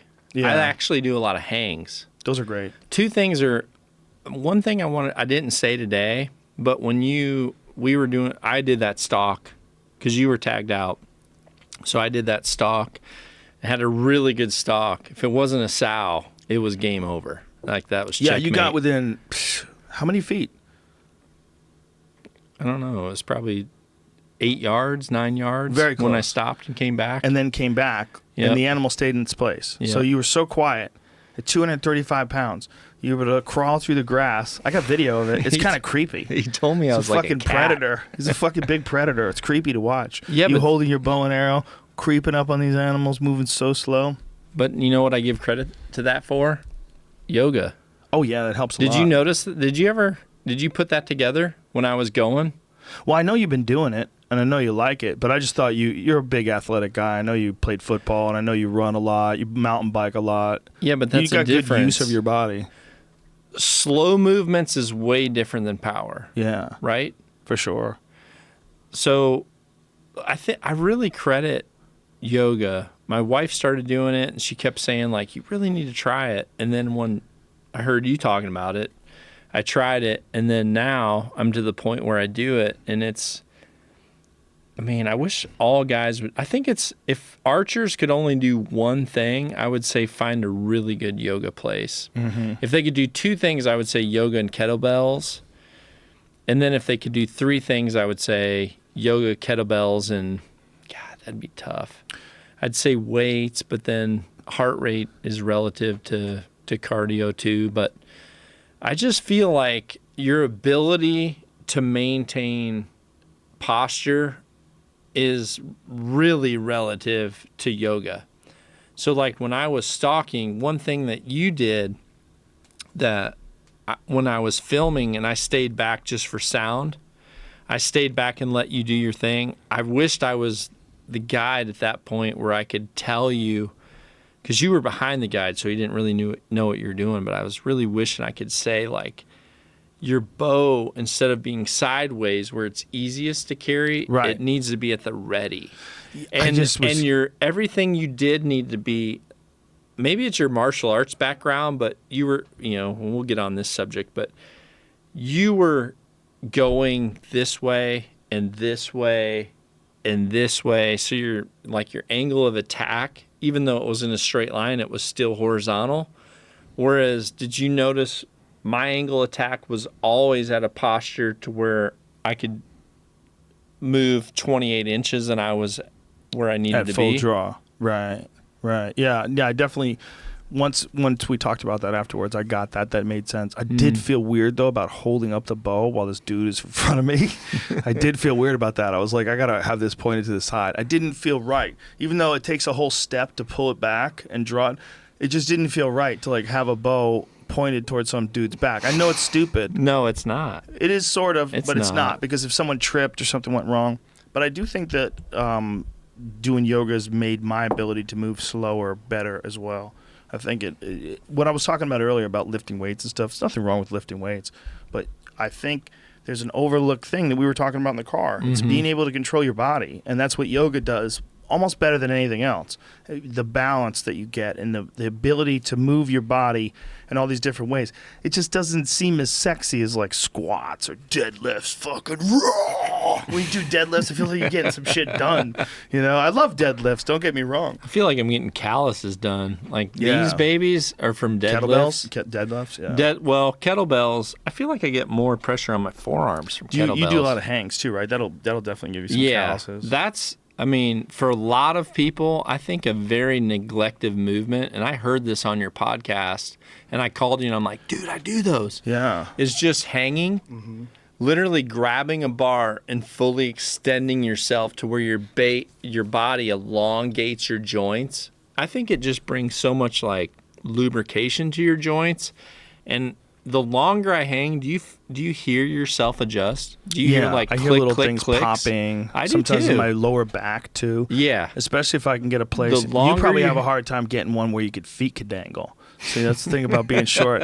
If you get a good one, your feet can dangle. You can and go to then the You playground. can have your body kind of pop. How dare you? How dare you? I have to go to a freaking Tough Mudder to get my feet to I do go to a playground. Some of these playgrounds are goddamn brutal. Kids keep breaking their arm on these goddamn monkey bars. What? Yeah, man. My daughter broke her arm on the monkey bars. One of her friends at school broke her arm on the monkey bars. I broke my arm on monkey bars. Monkey bars are fucking dangerous, man. Well, I You went let these two kids and hang fell. from metal bars. See, when you're falling, you're only falling a few inches. It's different from everybody else. Maybe that's Someone why. like my size, if you fall off the monkey bar, it's a fucking long drop. It's a lot of action. But when you can hang from something, this is all from my friend Steve Maxwell, who told me all about this. He That said was a good podcast. Oh, it's phenomenal. He's like, it allows your arms to like sort of loosen up those joints and give them some mobility and flexibility. And it makes a big difference. Man, it made a huge difference with me. As soon as I started doing it, it really changed the way my shoulders started feeling. Well, we both have had shoulder problems, right? Yeah. I And- dislocated mine. I didn't even know I did. See, I was the same. I dislocated mine and it froze. And then when I was like too ignorant to know that it was a frozen shoulder, and I forced myself to like talk myself into the fact it wasn't a rotator, then it went back in. Ooh. And that noise, it's pretty I mean, you know the noise. I don't know the noise, man. I didn't? was really shocked when I heard that. Yours didn't clunk in. I don't remember it. So the When I guy did- said by the way the injury, like the way the inside tissue looked, he goes, it looks like your shoulder was dislocated. So I said, are you sure? He's like, yeah, pretty sure. It's like the way you have these little bits floating around in there. He's like, usually that happens when a shoulder gets dislocated. Yeah, mine wasn't good. I don't like that I remember feeling, dude. Sharon looking at me and she goes, "Was that a good pop or a bad pop?"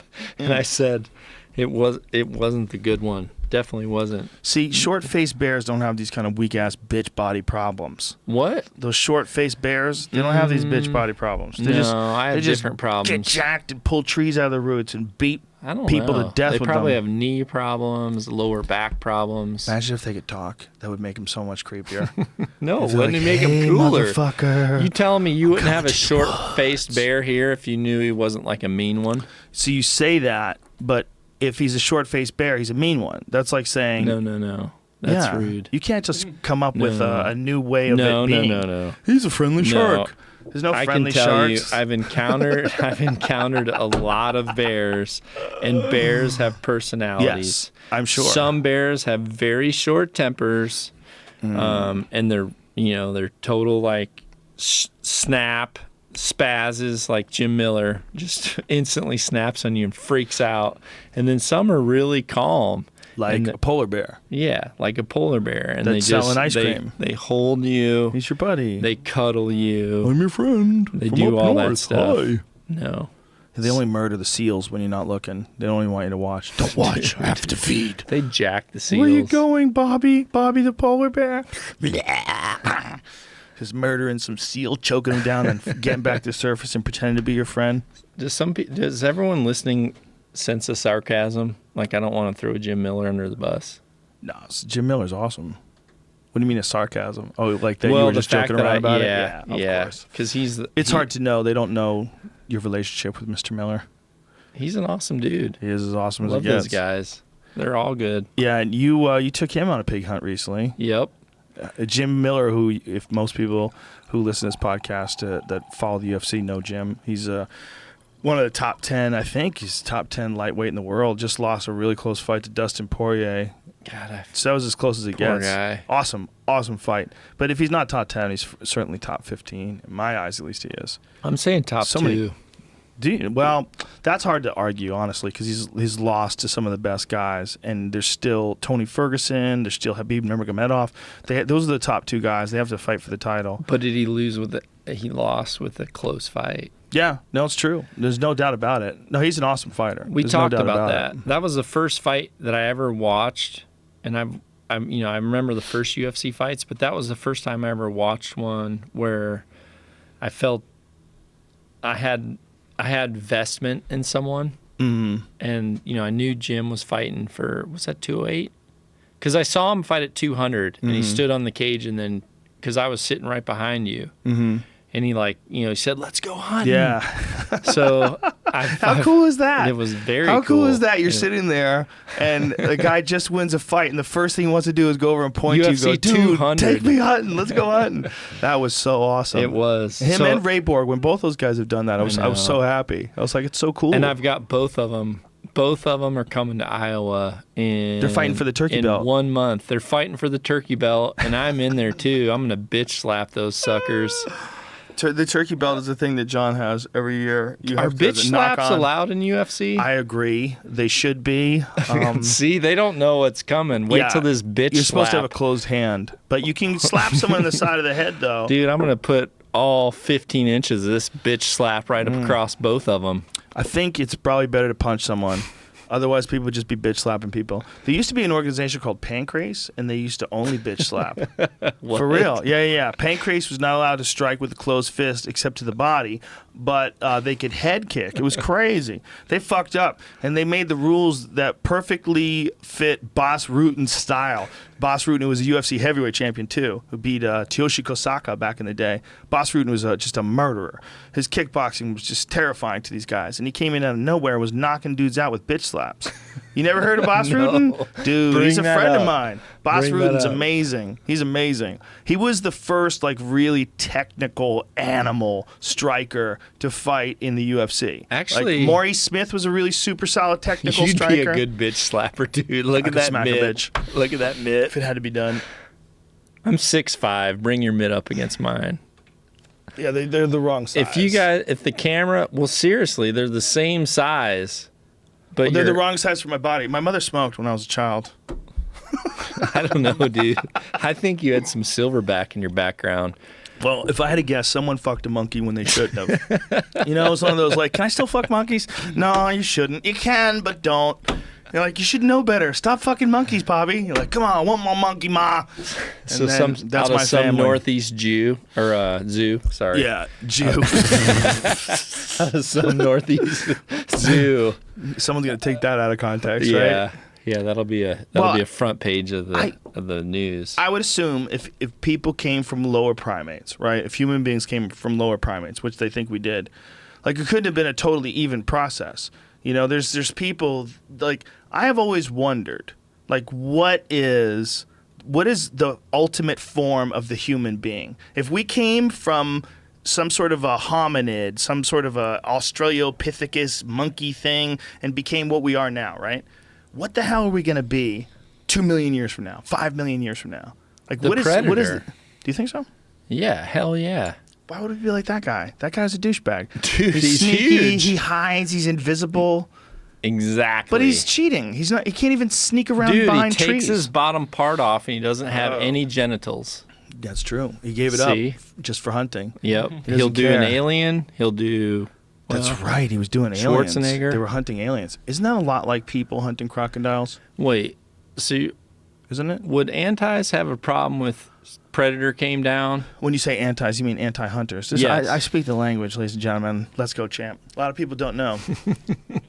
Yeah, I think they would say open season on the Predator makes sense. But why? That's Because the it's killing- same as fish, hogs. First of all, because it's not it's not from here. It's not from around here. At a certain point in time, people get Technically, territorial. a hog is not from America. Not from America, but at least it's from the planet Earth. Yeah, We but, can. It's God's creation. but you're pushing the border. Well, you were right? pushing the border with Noah in the ark, weren't you? You took you these animals that were pushing- supposed to die in the flood and put them all over the world. Is that ice wall going further? So Jamie chimes in finally. Finally, he's in. Man, That's hilarious. Seriously though, I don't. You cut yourself short on archery. I definitely don't. I enjoy it. I People- enjoy the process. It's but- fun. but seriously- I enjoy learning. Social media people, they're actually jealous of the fact that you got Cam to bring you to hunting. For sure. And then now you're getting because I don't really work on people's bows. I work on friends' bows, and you get a lot of bows. Yeah, you hook my bows up, dude. I appreciate it. There's People are like, must be nice. Cam takes him elk hunting. John works on his bows. listen, folks, it's not fair. Life's not fair. Don't let them tell you it's Amen, fair. dude. They're You fucking get to- lying. They you keep get saying to- it's fair. You get to It's do just not fair. jiu-jitsu with Bravo. You get to do some Machado stuff. What else? Who do you learn pool from? Well, I've had a bunch of friends that were really good at pool, but one of the big ones, my friend Max Eberly, he thinks the world's flat. Wonderful guy. Max Eberly's What the hell he's is a going on, dude? fantastic pool player, though. Is this gonna be a forget about all class? that. Max, like there's fundamentals to pool that mirror. They don't mirror the consequences or the actions of archery, but they mirror the mindset and the proper form and the proper delivery with the minimal amount of like variables like muscle movement or torquing of the hand or all those things. There's very similar in pool. Like when you get really good at pool, and I'm definitely not really good, but when you get to a certain level, the people that are really good, they get this. Well, it's like I used to play 8 to 10 hours a day, like all the time. And you're saying you weren't good. I was never like world class. I was never like even national class. I was like always a B player. Like at my very best, I was a B. This is totally being honest. And then there was A players and then there was pros. Right. I was never an A player. But I learned how to I got better and better. And if I played for many, many hours in a row, I'd start getting loose and I could run some racks sometimes. But I was never a real good player. But one of the things that I realized is that when I played my best, I was barely holding the cue. It's barely holding it. It's like I knew that the less control I had of it, the more I could let the cue do the work, and I had it tuned into my mind, and it was all about being in the correct stance, making sure that you come through the ball perfectly, meaning like the delivery of the stroke where it's just this natural, smooth motion. And if you do that, you get to this state they call dead punch, or you get into dead stroke. Like some guys call it dead punch, some guys call it dead stroke. But when you're in dead stroke, you can't miss. You see the ball different. You see angles on the ball. You see when you know that when you release the cue, when you let that cue go forward, that tip is going to smoothly strike the cue ball, and it's going to collide perfectly with the ball that you were aiming at. It's going to go to the center of the pocket, and it's going to roll to perfect position. And you might only be able to do that like a game or two in a row. For me, I never got into it where it stuck with me for like hours and hours. But I had a friend, my friend Johnny B, who I grew up with, who I grew up in pool with, who was a hustler. I met him when he was a pool hustler. And he was this really fucking smart dude who was good at, he could play chess. He could do numbers in his head. Like you could throw 500 times 1,000 minus 6 divided by 3. He'd go 465. Definitely not 465. But he could do that. Like it was weird. He had a weird math brain that I don't understand at all. And he would get to Did these. Did he have Asperger's or? No, he was just a brilliant guy. Just his mind was different. He just had a different mind. Yeah. Just one of the first people I've ever met whose mind was just so different than mine. Like the way he thought about things and the way his brain, the RPMs, But not almost considered different. No. He was normal. Street smart, very street smart. Okay. Pool Which hustler, is uncommon. funny character. Yeah, like that's a lot of different traits. Yeah. This guy right? he would get loose when we play pool, and for hours he would be in this dead stroke where it was just insane. Like you couldn't. People would gather around and watch him play. They would gather around. It was like you were watching an art form. Like he had this way of getting out. He had this way of moving a ball around the table that was so smooth and elegant. If you did it yourself and you realized how difficult it is to watch.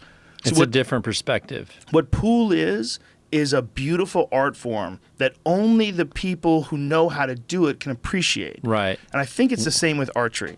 One of the things very about archery valid. is if you watch a guy like yourself or any of the top target archers and you see those guys on the TV in the Olympics and they're aiming at those spots and they release that arrow and it goes into the center.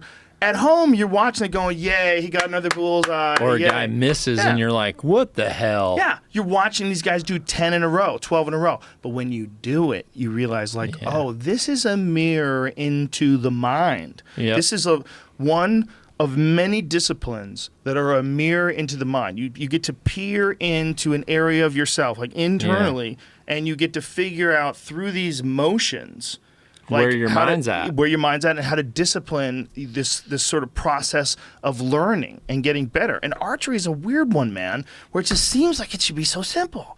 Like, what's so hard? You put your arm out, you aim, you let the arrow go. That's it, right? Yeah. No! That's why this same thing, they're shooting at the same spot from the same distance over and over and over and over again, and it's insanely difficult. And you have to be a robot. It's insanely difficult. You have to replicate your movements, and smoothness, and your breathing is important, and your concentration. It's a fascinating discipline, man. It's fascinating. And if I never bow hunted again for the rest of my life, I would 100% still practice archery. 100%. It's a form of meditation. It We is. talked about that. It's a spectacular one, man, because it's so rewarding. Like when we were practicing, We were at camp practicing out to 90 yards. That was as much fun as hunting. Oh, yeah. I love it. Yep. It's the most fun way. Was I in that? What was your pool guy's name? Johnny B, yeah. Was I in a Johnny B zone? You were definitely in a Johnny B zone. But you're always in a Johnny B zone with archery. It's very annoying. It's like, you just, we had a pie plate out at 90 yards. This motherfucker like, flop, right in the middle of the pie plate. I'm like, how the fuck can you even see that far? I can't even see where that thing is. I don't know. You hit it. You're lying. I hit it a few times, but I missed it a bunch of times too. But my point is that like you're because you're so technical, you're amazingly consistent. And that's what I was saying earlier. Like even though you've been doing this for so long, you still practice every day. That's the crazy part about it. That it is this discipline. Yeah. It's a fascinating discipline. You know, well, and you start to really crave that. Like you and I were talking with Steve about, he kept saying, I want to get into working out, but I don't, and there's all these buts. But you and I were saying, dude, we're to the point where that is part of our lifestyle. Yeah. That's part of our daily routine. If I don't go to the gym, it's, to me, if I don't somehow test my body each day, one, it's with archery. I test my body practicing.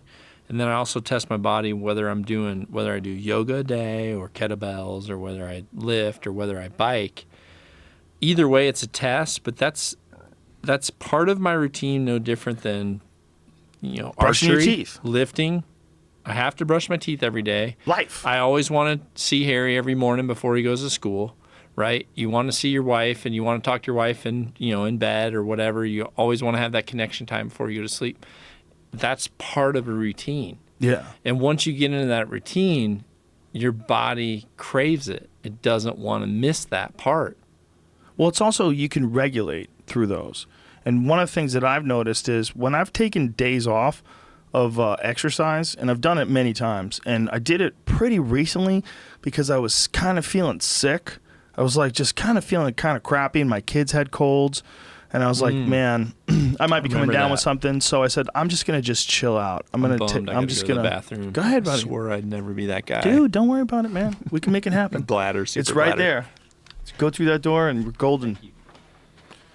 What was I just talking about? Thank you. Colds. So what I did was I took like maybe 4 or 5 days off of working out, which is super unusual for me. I just said, I feel just a little tired, and I know this is going around. I feel it trying to creep in. So I took extra care of my health. I took extra care to drink like a lot of green juices and eat a lot of probiotics. And I said, let me just recognize what this thing is and catch it. Did some breathing exercises. So I never got sick. But what I did do is I took all that time away from working out, and I started feeling not so happy. Like, I don't want to say I was depressed, because I definitely wasn't, but I felt a difference between my happiness level than what my happiness level is when I'm blowing out all the stress. When I'm blowing out all the stress, then I look at life as this, I know it's not going to last forever, but it is awesome right now. Like, shouldn't I just smile and enjoy this awesome thing right now? Yes, of course I should. And so I embrace the awesome things about this awesome life and try to take them all in as much as I can. And just enjoy the moment. But when I exercise, that comes almost natural. It just feels like the thing to think of, the way to do, especially if I exercise hard. If I can get through a brutal workout, the sky seems brighter, the air seems cleaner, people seem happier. I feel like I can change the way I interface with the world around me. It's not just as simple as, you work out because it's good for you. You work out because it's good for life. And I just think it's so easy to fall prey to our natural instincts to want to be comfortable all the time. And I think the more you do that, the more you fall prey to the natural instinct of wanting to be comfortable all the time, you deny the observable yin and yang to the universe, that the universe requires these moments of discomfort, like hard workout sessions, in order for you to feel good. And I also think your body has these natural reward systems that have been implanted in us through millions and millions of years of being whatever the fuck we were when we were, millions of years ago. I think people have these things embedded in their head. And there's a certain requirement of panic. There's a certain requirement of exercise. There's a certain requirement of protecting your environment, recognizing the dangers around you. Like, how much of that is left? Well, if you grow up in the inner city in a really gang-infested, crime-ridden neighborhood, it's way higher ramped up than it is if, you're a kid in Beverly Hills and your parents are super rich and their parents are super rich and you don't understand like what it's like to be in a dangerous place. Yeah. Oh, yeah. I mean, people are very strange, John Dudley. I mean, we're very strange. Don Judley. I'm talking very well. A buddy of mine, Dusty Fillion up in BC. One time What a great name. Yeah, he's Dusty awesome. Fillion. The Fillions are awesome. I love those guys. But sounds like a character in a Stephen King book. He's awesome. That found a spaceship. Same with Jeremy. I'm gonna give a shout out to both of them. Screw it. Jeremy Nault, he was also awesome. That's also a great name for a Stephen King book. Both of them are always my camera people when I'm up in BC hunting. Oh, cool. And the problem with having a full-time camera person, it would be a lot like you trusting Jamie with this podcast if he was also potentially like a podcast host? A personality of Jackass. Oh, wow. So you would think that he was like pranking you the entire time? I gave them my camera, and they had it because they wanted to make sure it was always charged. The card was always empty. So when I get home and I load all my footage, I have all these recoveries by my animals or my hunts with them posing as Don Judley. It's like the guy that you trust. Like when we trusted Steve, we said, hey, dude, get a picture of us, glass in over here. And then all it is this big freaking beard. He kept taking selfies. He took selfies of himself. He was pretending to take our picture. He took selfies, and then we got it. What the fuck, man? He starts laughing, and then he took the pictures. He was a funny dude, a really funny dude. He was. He was real cool and really good at his job. He was. He knew that place like the back of his hand. Trust Just your guides. A pleasure to hang out with a cool guy. Yeah. Made an awesome tri-tip. He did. Good pork chops as well. Beautiful. But no, when I walked in, you were talking about kind of the importance of the yin and yang. It's a lot like that. I think with any sport that's an individual sport, especially when it's a finesse sport, a lot of times you have to lose control and especially lose the ego in order to excel in the outcome. So like a lot of the ways that I coach, I take away your ability to control and then slowly bring it back to you. So what people don't understand what you're saying, let me just explain to people that have no idea what archery is if you're still here.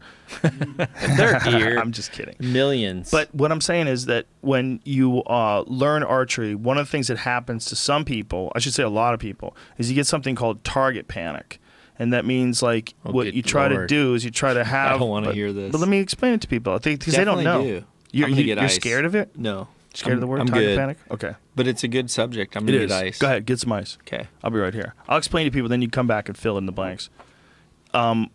People panic. The other side. There you go, brother. They panic and they can't keep the spot where they're supposed to aim on the target. Like sometimes they're low, sometimes they're to the left, and they circle it in there and then pull the trigger.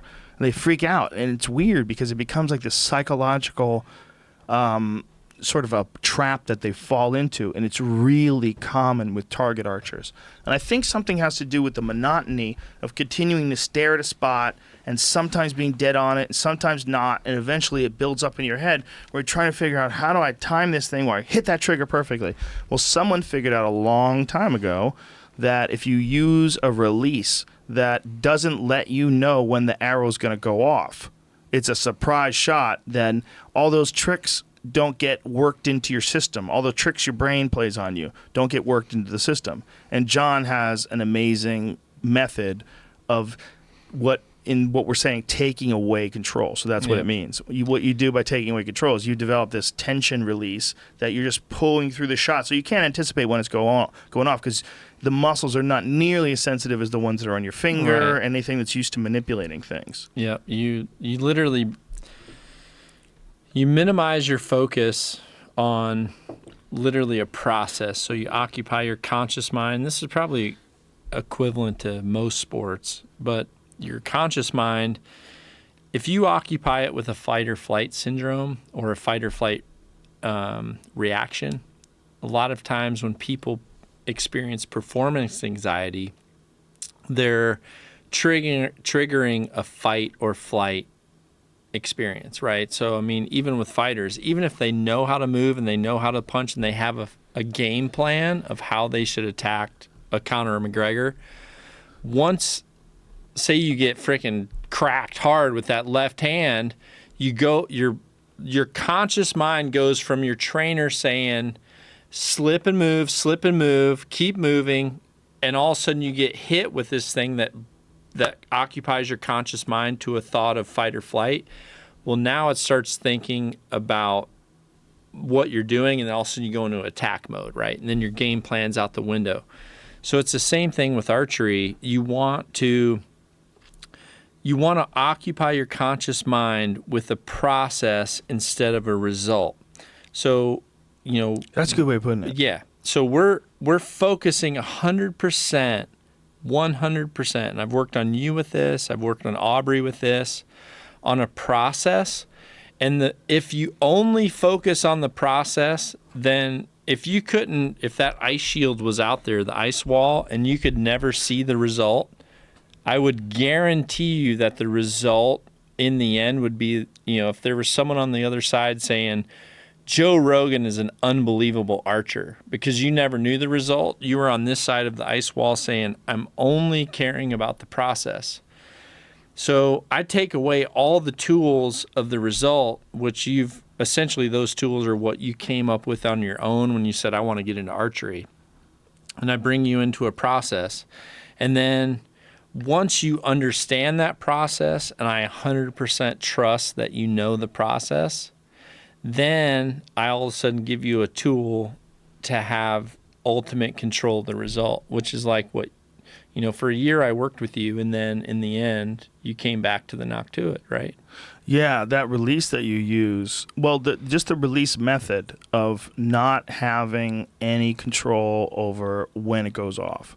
Like that made my archery alone, without the corrections in the form that you did for me, that made my archery alone more effective and more satisfying, because as we talked about, archery is a strange discipline, and when someone points out the pictures to you, it sort of illuminates the process in this weird way that makes the process more exciting. Like everything you do, if you enjoy doing something when you first start doing it, once you get better at it, you're going to enjoy it even more.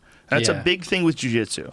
With jiu-jitsu, it's a huge part of learning and growing with jiu-jitsu is trying it out, getting good at it, and then to call out Jeremiah for me while we're podcasting. I will. We'll set that up afterwards. The guy in 10th Planet, Des Moines. 10th Planet. I'm going. You should do it. It'd be fun. I want to do it. And you're going to meet some nice people. They're not going to hurt you. I don't want my archery shoulders ripped out of socket.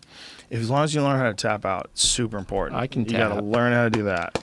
A lot of dudes me. Fight some stuff off. I'm big, but I'm willing to submit. You got to do it. Whoa, that sounded super good. Woo, someone's a bear. Is that a bear? Is the bear a top? What? How's that bear, the nomenclature in the gay community? The bear is a big furry one, but it doesn't necessarily mean he's dominant, right? Where did we go? You don't know what bears are? No. You never heard about... You live in Iowa, bro. Shooting bows and arrows, hiding in the woods. There's a category of gay men called bears. Wait. They're usually bald, very hairy. Get back to the Nock To It. Well, it's your idea. I mean, I'm not saying that there's a problem with it. I'm just saying I'm venturing into an area that's not my expertise. Well, the area of my expertise is bears. That's I've been. What would you call a bearologist? There's a name for him, right? What is the term? What is it, Ursus? Is that the term for bears? The technical? You would know way more than me. I think it's an Ursus. The most stuff I learn is from my son right now. Oh, really? He's 18, and he comes home with some crazy stuff. He wants to be a veterinarian, right? Yes. Yeah, so that's good. Get him to study some shit. Dude, we're going to Hawaii. Do you know about the white sand in Hawaii? Do you know what it's from? I would assume it's from seashells. Dude. Is that it? Look up what The white sand of Hawaii. Look up what it's from. This is it going to from? trip you out. Oh my God, I'm tripped out already. I'm so pumped and It's educating all the Joe bones Rogan. of the. Oh, there we It's, go. it's bones. It's not bones. What is it? It is in the Salton Sea, right? Right, that's fish bones. Yeah, the Salton Sea is No. fish bones. Say what? No, the Salton Sea what is not really a sea. What is the primary cause of the white sand of Hawaii? What is it? Why are we playing games? Just don't hide. It's parrotfish shit. Really? We're literally going to be walking around on defecation. Hawaii's white sand beaches are made from parrotfish poop. Oh my God. I'm so pumped that I taught Joe Rogan Dude, something crazy. that is insane. How Yes. is that possible? That's insane. Look at that. Oh my God, it just shits like crazy. The thing shits sand. Oh my God, it shits sand. Does that thing eat like a reef? What is it eating? Dude, it was at a hunting camp. What does it eat? It ate the Worms, sea version. sponges, and oysters also produce Pacific Ocean sand, but no animal is as proficient as the parrotfish. They don't have stomachs.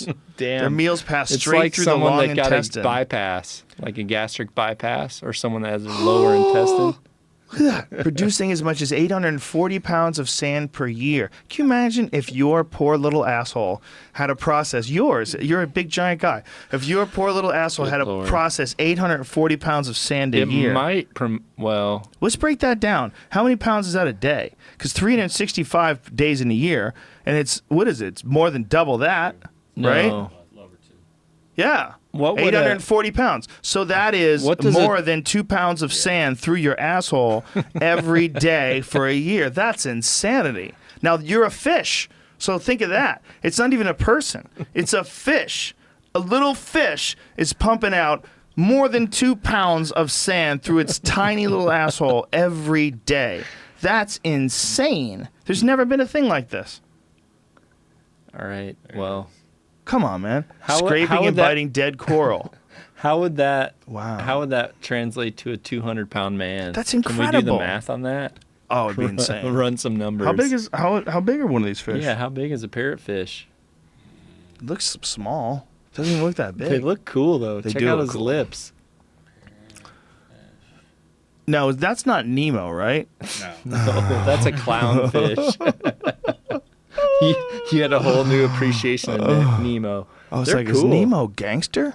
Yeah, he's Nemo's a, out there making sand with his little it's a butthole. fairy tale, old Dumpelstiltskin. Nemo's a boy, right? It sounds like a boy. I don't it's know. kind of That's- weird, ambiguous. It's Pat Check of a that name. sucker out. Whoa, what a trip. That is from another planet. Check out the beak on that sucker. It's got a chicken beak. Dude, if there was a pond on the moon With and a we found rhino that thing, horn. that would be the number one article in the history of the world. Check if that thing sucker out. was in a Ooh. pond, look at the blue one. What? That's insane. Think of the camo of that sucker. That's a whole new like UA Baron camo. That's insane. Dude, all you see is that eyeball floating through the water. You're like, is that a milk dud? No, it's a parrotfish. Look at that guy. He's got a green eye. He blended in even better. Doesn't that thing look like something You're that telling me belongs in a that- different era? Yes. Everything in the sea it's 10 times cooler than on Earth. Do you agree with that? It's hard to get cooler than eagles. What? Hard to get cooler than an Dude, eagle. look at that thing. It has a rhino bump. That's the rhino in the zoo that got its horn cut off Yeah. with like some cool lips, But a dinky eyeball. here's what's cooler about eagles. First of all, eagles live in my world. Respect. I'm all about the people that breathe So air does that and the sucker. animals that breathe air next. All those water breathing motherfuckers can kiss my ass, okay? I'm on team air breathers. Second of all, what's gangster about the eagle is the eagle can manipulate 3D space where everybody else is trapped on the ground. The eagle's got a whole different way of operating. They can fly over and dive bomb on shit. They catch fish with their hands. They just swoop down in the river and jack fish with their hands and carry them off. They're existing in our world, but not by our rules. That's why they're the official mascot of the United States of America. Well, let me tell you this. Please do. So, I just educated you on what I was Parrotfish poo. I'm baffled. Yep. So get this, Don't blow my mind again, John Dudley. dude. If you live with a 17-year-old, which you will soon enough, you're Look at going. that. Look at that Underwater sucker. iguana. Oh my What? God. They could Dude, go I was just 50 in feet. Mexico. Those suckers What? are. What did you say? They can go 50 feet underwater. What? You gotta watch the new Planet Earth too. That's where the first one I watched Damn it! has. Look at that thing. That is insane looking. That looks like a monster. This is literally. Is this Pacific Rim too? Do you remember that little baby? What? The little baby like iguana running and all the snakes are chasing it. That was Yeah, from Planet Earth. yeah, I That's one do. of those getting hatched on the Oh my beach, and it's What running to in the the rest of the world? like group. It's real. It was That's a real an cool episode. It's real cool. underwater iguana that we're looking at. It's crazy. It's these things look like monsters. They're just small. That's why Godzilla was such a dope movie. Dude, you're going to learn so much cool stuff when your kids are 17. Type in this. Type in coral ejaculation on full moon. Do you know about this? Thankfully, no. How dare you? Wait till you find out what happens on a full moon at 8 o'clock. I don't want to know. You probably don't. I don't want to know. I'm scared now. It's like a bad hot tub at the Holiday Inn Express. Isn't it funny that people are so silly? Like, we know there's sharks in the water, but surfing is so much fun. We take our chance. Yeah, absolutely. That's with everything in life. Dance over the head of There's monsters. risk. That's a big one, though. Short little ride. Did you find anything? National Geographic had a special on corals. I think it's like 8 p.m. on a full moon. I think coral like literally drops it like it's hot. Really? Yep. And how does it get the rest of the coral pregnant? Because coral's not like it's not a plant. No, I think it's like is it asexual? I'm seeing stuff called the coral spawn. Yep, there it is. So here's a little. And after we Check look at this this, we got to check out all the new shit about the Great Barrier Reef. Whoa, that is crazy. Look at that creature. So this is coral. Where's my phone at? This is coral orgasms. That's what that is right there. pretty much. Whoa, they go in those little holes. It's like that game at the carnival, right? Isn't it? Like the cum comes out in little balls and it goes in these round holes. Jamie, type in Moonlight triggers mass coral romance. Whoa. Yep. This is stuff you learn from when you go to your 7 o'clock breakfast with your teenager and he's a straight A student. Wow. He's like, Dad, did you know? Check this Moonlight triggers mass coral. I look how they put romance in quotes. out. It's Wow. politically correct. Till now, how the primitive animals which lack brains or eyes synchronize. So they're animals. Whoa. Would that not be considered a plant? They're For saying. people that say plants don't have feelings? I don't know. I mean, Seriously. they're saying it's an animal. But what constitutes that? I don't understand. I don't know Well, let's scientific. look that up in a second. But synchronized, the mass spawning was a mystery. Okay, in today's issue of the journal Science, researchers reveal that they have isolated an ancient gene in the coral's DNA that can detect moonlight. By exposing the corals to different colors and intensities of light, the team found that the gene known as CRY2 was most active in acropora. That's corals during a full moon. Wow. Yep. It encodes a type of protein known as a cryptochrome, which appears to trigger the coral's reproductive cycle. It's a werewolf. It's literally It's a werewolf. at 8 p.m. on a full moon. Certain coral literally. It's a werewolf. Well, dude, that was getting back to what we were talking about earlier about bucks, about how strange they are, that they Yeah. only breed once a year. Yeah. For most of the year, there's no breeding. And then something happens, and they all turn into fuck werewolves. Yep. They're crazy, I know this. bouncing. They If grow that was weapons. true with humans, there'd be a big sign up at 10th Planet Jiu-Jitsu. Oh, it'd be giant. Because Through the people would roof. be like, wait a minute, you're telling me once a year I got to be gangster? And by the way, everyone would take steroids. Okay, if steroids grew you antlers and How did everyone had you- antlers, how did you turn no one us would down be this no one path? accept natural antlers. They would be like, okay, all bets are off. We're stabbing each other with Good weapons that grow out of our heads. I can't just play by the rules. You know, because when antlers clash and deer and elk, they kill each other all the time, right? You stumbled What? upon Heck yeah. all the time, right? All the time. All the time. Yeah. It's actually Every part of the year- program. Every year in Iowa, on the different farms that I hunt, I find either 2 bucks that are locked together and dead, or a buck that's dead, kind of based on a puncture wound, right? They fight. Remember that when we were at the Tejon, we talked about some of the elk that people took last year, and the manager said that one of the bulls they took was because of the fact he had broke his horn at one time and he grew that spear out of the front. Yeah. And they said he kept killing other elk because when he would fight, he literally had this broadsword where everything else had this like steel mace, right? Yeah, where everything else they would connect almost like people like locking their hands to Right. in a game of mercy. And one Right. guy had a freaking Wolverine spear, like a Terminator 2 freaking sword on his That's arm. exactly what he had. It was ridiculous. And they're like, okay, we got to drop T2. It's just a fascinating thing that these animals develop weapons every year, and they collide with each other and smash each other in the head, and then they go back to normal, like nothing ever happened. Once they is get it their that freak weird? on. It's a lot like guys. We talked about this. Yeah, but it's not. If we could only do it once a year, where would you go? If the quickening happened once a year, and once a year, everybody started getting crazy and horny, and dudes were running red lights and breaking into people's houses. I'd go to my house and I'd lock the door. It's not good Sharon's enough. down. It's not good enough. You gotta be Why? able to stay awake. Because if deer were like people know how to open doors. I have to Think stay deer would- awake. Gotta stay awake. You gotta. Well, I could stay awake. You gotta put like metal all around the house. You gotta have all your friends over, and I'll everybody do has that. guns. You gotta keep an eye out for the outside. They would call it the fucking, and people just couldn't help it. Like for 3 or 4 days out of every year, everybody just loses their mind completely. man. That would be the equivalent to what happens to animals when they're in the rut. Like when you're talking about finding that Yeah. poor doe, and all those men were just jumping her. What's that? The Purge? That's it the would movie be where they similar, kill people. right? But I mean, The quickening is. not that it is. The quickening just mating? No, the quickening is a weird one. It's one of the ones that it's the idea that Art Bell always brought up on that show. Did you ever listen to the Art Bell radio show? No. Oh, he's the best.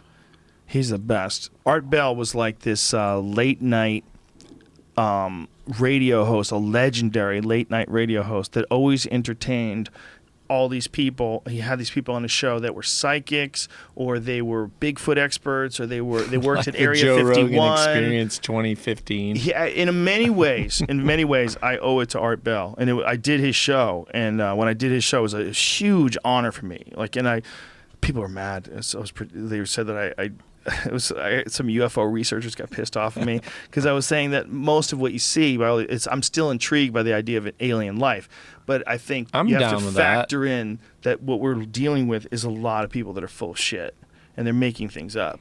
And that's what's going on. And there's a lot of like these images that people doctor up, and then it gets proven they're doctored. But they Yeah. get into the mindset, they get into the zeitgeist of these Yep. people that believe in UFOs, and it becomes something that and I was there. I used to be 100% in on Area 51, on Roswell. You and were? Roswell. Yeah, man. Totally in? Yes, I thought for sure. In the rabbit hole. I thought for sure Hangar 18 in Ohio kept a UFO that crashed in Roswell. Ohio? Yeah, I was convinced. I've been to Roswell. Were you ever convinced of that, Jamie?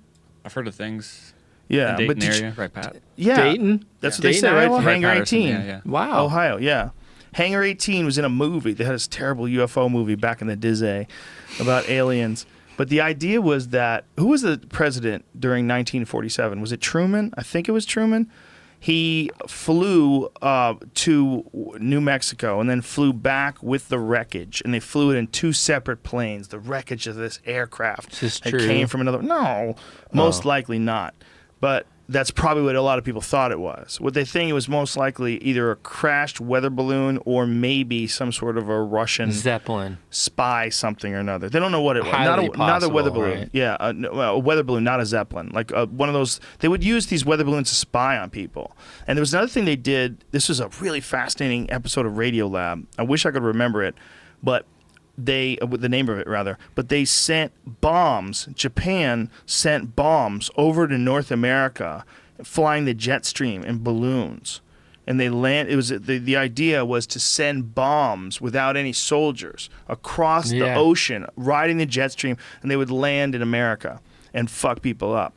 And some of them didn't go off, and people would find them. Like when they would go digging around for shit, maybe some of the metal That's detector. actually logical, right? It's happened. People have died and So they blew up. If you let a helium, which I did in like 4th grade, I let a helium balloon up with a letter on it. Oh, Jesus. And it said, like, whoever gets this, I'm from Johnsburg Elementary School or whatever, please write me back. And then people would get these postcards that said, oh, your balloon landed in Ohio or your balloon landed in Michigan.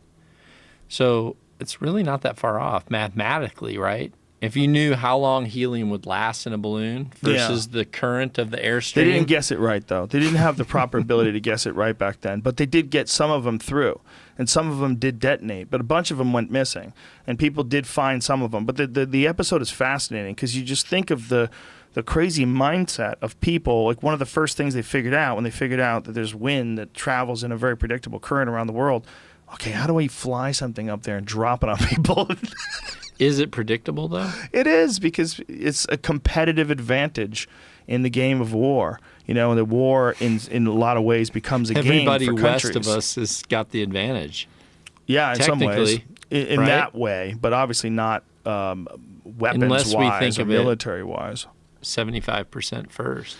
Yeah. Right. They could get to us quicker with the jet stream, but nobody's using the jet stream anymore. I mean, they had a brief window to kick our ass. They use the internet now. Yeah. Well, if they're going to use missiles, that's what scares me. Like everybody's worried about Russia. What about North Korea? Don't they have missiles now? Like, isn't that guy kind of crazy? Didn't he just kill his half brother? Should we? He had one missile, didn't he? They were really excited when one got off the ground. Dude, if North Korea was made out of diamonds. Is that right? Weren't they really excited when one went up? I think they fired one recently and it went towards Japan. And they were really pumped. Yeah, they're super pumped. So it's 2017 and they got one to Japan. They're just letting bitches know. He's ready. He's ready to launch. But could you imagine if that place is made out of diamonds, how quick we'd be in there and fucking everybody up? They'd be like, yeah, man, we got to protect the world. You don't even. And these diamonds. What about oil? Yeah, oil's good, but diamonds are better.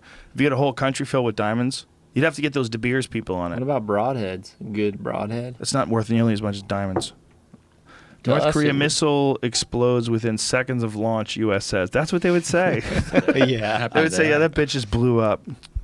Motherfucker. Probably I like how they take this picture of everyone at an outdoor theater watching it. They probably are required to watch it. I wouldn't imagine that would be fake. I What bet that's year was really that what they would minivan watch. in that picture? Was that a Chrysler? They get what they can get. It's probably a North Korea creation. Chrysler Caravan? Who makes that? That's probably a North Korea creation. Wait, is that a rabbit or a I can't even recognize what that is. O2? They probably make their own cars, right? Yeah, probably. Wait a minute. What? Koreans make their own Scud cars. missile launcher. That's not even legit. Are you sure? Yeah. What website is this? NPR. Okay, I bet he's right. That's a Scud. You think so? Yeah. It says people, what does it say? People with news footage of a missile launch outside the main railway station. And, well, maybe this is just what their shitty design looks like. Yeah. A North Korea missile test failed just moments after launch Wednesday, according to U.S. and South Korea. Maybe they reproduced a Scud. I'm debunking that. Might just been an old picture they used to use for a picture. My wife's way Why would they do better at that? debunking. Why would than me. NPR do that? Because it just happened today. They didn't have a updated picture of people but watching a missile don't be launch today. faking. Guys like John Dudley will fucking call you out. Don, Juan, son. My feeling tongue's good on not the rye working brain. today. The rye brain. It's I interesting. introduced you to this. It's a good combination. It's alpha For those brain of and you whiskey watching together. who didn't watch, We should Did wrap we this up because it's almost 4 o'clock, and we gotta get some cooking to do. And before we, we got some we got some knock to it hog to roast up.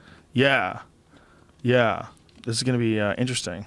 For those of you watching who didn't know, Alpha Brain from On It, the peach flavor specifically, mixed in 1 bottle of water with a Yeti Rambler 10 ounce, and today we're on the Angel's Envy. Angel's Envy whiskey. Who brought this? It's been here. It's been here a while, but I think this that's is a good very bottle. presumptuous name. Angel's Envy. That's the point Angels of it. can fly, you fuck. They're like eagles, but they're like super tight with God. Okay, they're not envious of your whiskey. Way better. Imagine people saying that, like, "Yeah, my whiskey's so cool. People wish they weren't even angels. So they can enjoy my whiskey." What kind of whiskey are you selling, sir? Yeah, we're Angels behind. Envy. You know, Angels Envy. For those of you listening, thank you so much. But we have the two of us we want to enjoy something together. It's called some wild pork roasts And Angels Envy. I want you to know I'm just fucking around. It's just a name. It's a beautiful name. It's delicious whiskey. Are you And worried it's about them even being better. mad at you? I just want to be nice to people, man. That's what I'm trying to do in this life. Get through this life, be as nice to as many people as Jamie, possible. thank you about the looking up the cool stuff. Jamie's the You're man. awesome. Jamie's on top of I that need Google a Jamie thing, son. so bad. Gosh. You don't say a Jamie. There's one Jamie. You need That's what I someone to mean. perform similar functions. Yeah, but people Jamie's trying to say- clone you. People He's gonna say, like, grow you I in a want a lab friend some like way. a Joe Rogan. And I'm like, what? What? He called me out on Twitter Yeah, because I there you shoot go. a bow. Lame. It's all right, man. Everybody gets drunk. I'm down with They'll it. say You got bombed and then called me out on Twitter? no. It's been very important to me, man. It helped me a lot, tremendously. And I think it's Good cool that you put recovery. all that stuff online. It's Good not recovery. recovery. Just telling you. Okay. Podcasting is about conversation, man. It's about just talk, and occasionally you want to figure out who wins a fight, short-faced bear, or one of them bears in West Hollywood. I'm thankful you listen to my podcast for sure. I do. And I think like people that are really interested in archery, like there's rabbit We're gonna holes. try There's, like, it. levels you can get down the rabbit hole. Please try it. Try to find a good shop near you. And there's because of John and a lot of other people, there's some great resources online, so you can find out a lot about the art of archery. Zen, the Book of Archery, is what you recommended that book to me. You thought it was Yeah. really interesting. Your take on it too, I because was- you're like, seems like a guy who's not totally there, but he's talking about it and he gets it. But you didn't think it was written by an elite archer. No. See, that's so fascinating. What's funny to me. is I read that book because I listened to my first JRE podcast. I read that book in Mexico, which actually remember I left like the same day you were coming in. Yeah, totally. It was crazy, and I read that book, and then I told you what my thoughts were on it, and certain parts of it are really cool because there's certain parts of it that I can relate to for sure, but it's just like anything with yoga or meditation or anything else. It's all state of the mind, right? So It's also in a language that's extremely complex, and I don't think it's the same. I don't think their interpretations of like what we call things, I don't think it matches up with the way they feel about things. So when you translate something from Japanese, like especially Japanese from I Yeah. think it was the 1400s, Yep. when Miyamoto Musashi wrote the Book of Five Rings, you translate from that to today. I think you're missing a lot. You're also missing the reality of their life, the feudal Yeah. life and death I could agree with that. reality of sword fights, and that there's an intensity to their existence that I think is very, very difficult for us to quantify today. And that book it's you almost have to sit down and think for a long time before you open that book. You got to put yourself, and don't just read the words. Read the words and imagine that this is an interpretation of someone's words in Japanese who was maybe the greatest guy that ever lived at fucking people up with swords. Yeah. But he was really into calligraphy, and he's really into art and poetry, and he was really into meditation. He was and he was really into mind games. He was a totally different kind of figure, because he seemed to me, in a lot like we were trying to like talk about mastering archery or trying to master jiu-jitsu, there's things that are vehicles for you to try to develop your potential. And some vehicles are more extreme than others, like our friend Cam Haynes, who likes to run ultra marathons. And then he run the Bigfoot 205 mile marathon, which is insane. I mean, those people that pick those paths like that, what there's in some sort of strange way, people that pick these like super extreme paths are kind of redefining what people are capable of. Yeah. You know, and engaging with the most extreme aspects of life. And then they turn life up to 10, and then regular life becomes almost unsufferable. It's really fascinating, man. Well, like with me, archery would be 10. which most people can't even relate to that, right? Yeah, most people have a hard time finding anything that they really, really sync up with. But what I think is that when you see a guy like, like a super athlete in like Mighty Mouse, when you see a fully dedicated super athlete, when you see, there's a lot of consequences to what Mighty Mouse does, extreme consequences. But then you go one more level, and that's sword fighting. These fucking people that lived in feudal Japan, the Ronins, he killed 60-something people with swords. Yeah. In one-on-one, you looking at each other and just fucking chopping people up. Yeah, like Mayweather's is Mayweather 39-0? 49-0. 49-0. 49-0. Imagine him being that guy. Yeah. It's another level. Right. 49-0 in boxing. And it's not up to a judge. That's up to a sword. Oh, yeah. It's totally different. Well, his style would never work. So McGregor, it would work. It actually would work a little Mayweather. bit because you're so vulnerable. McGregor or Mayweather? Are we changing subjects? Yes. Look, Mayweather is a way better boxer. There's just no doubt about it. He's one of the greatest boxer, if not the greatest boxer that's ever lived.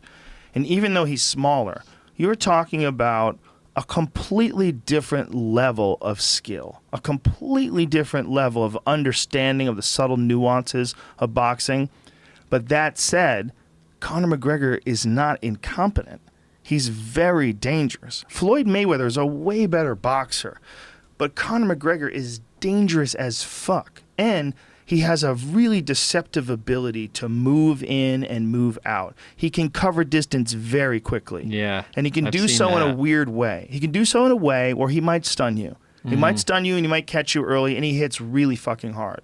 I agree with that. If Floyd can figure him out and start using his jab and using his movement. See, Floyd has traditionally had problems with southpaws, but he's never lost to one. He's talking about professional boxers. You also have the bigger glove factor. Conor's going to be wearing bigger gloves than he's ever fought in the UFC before. The UFC gloves are 4 ounces. Most likely, if I was Floyd, I would insist on 10-ounce gloves.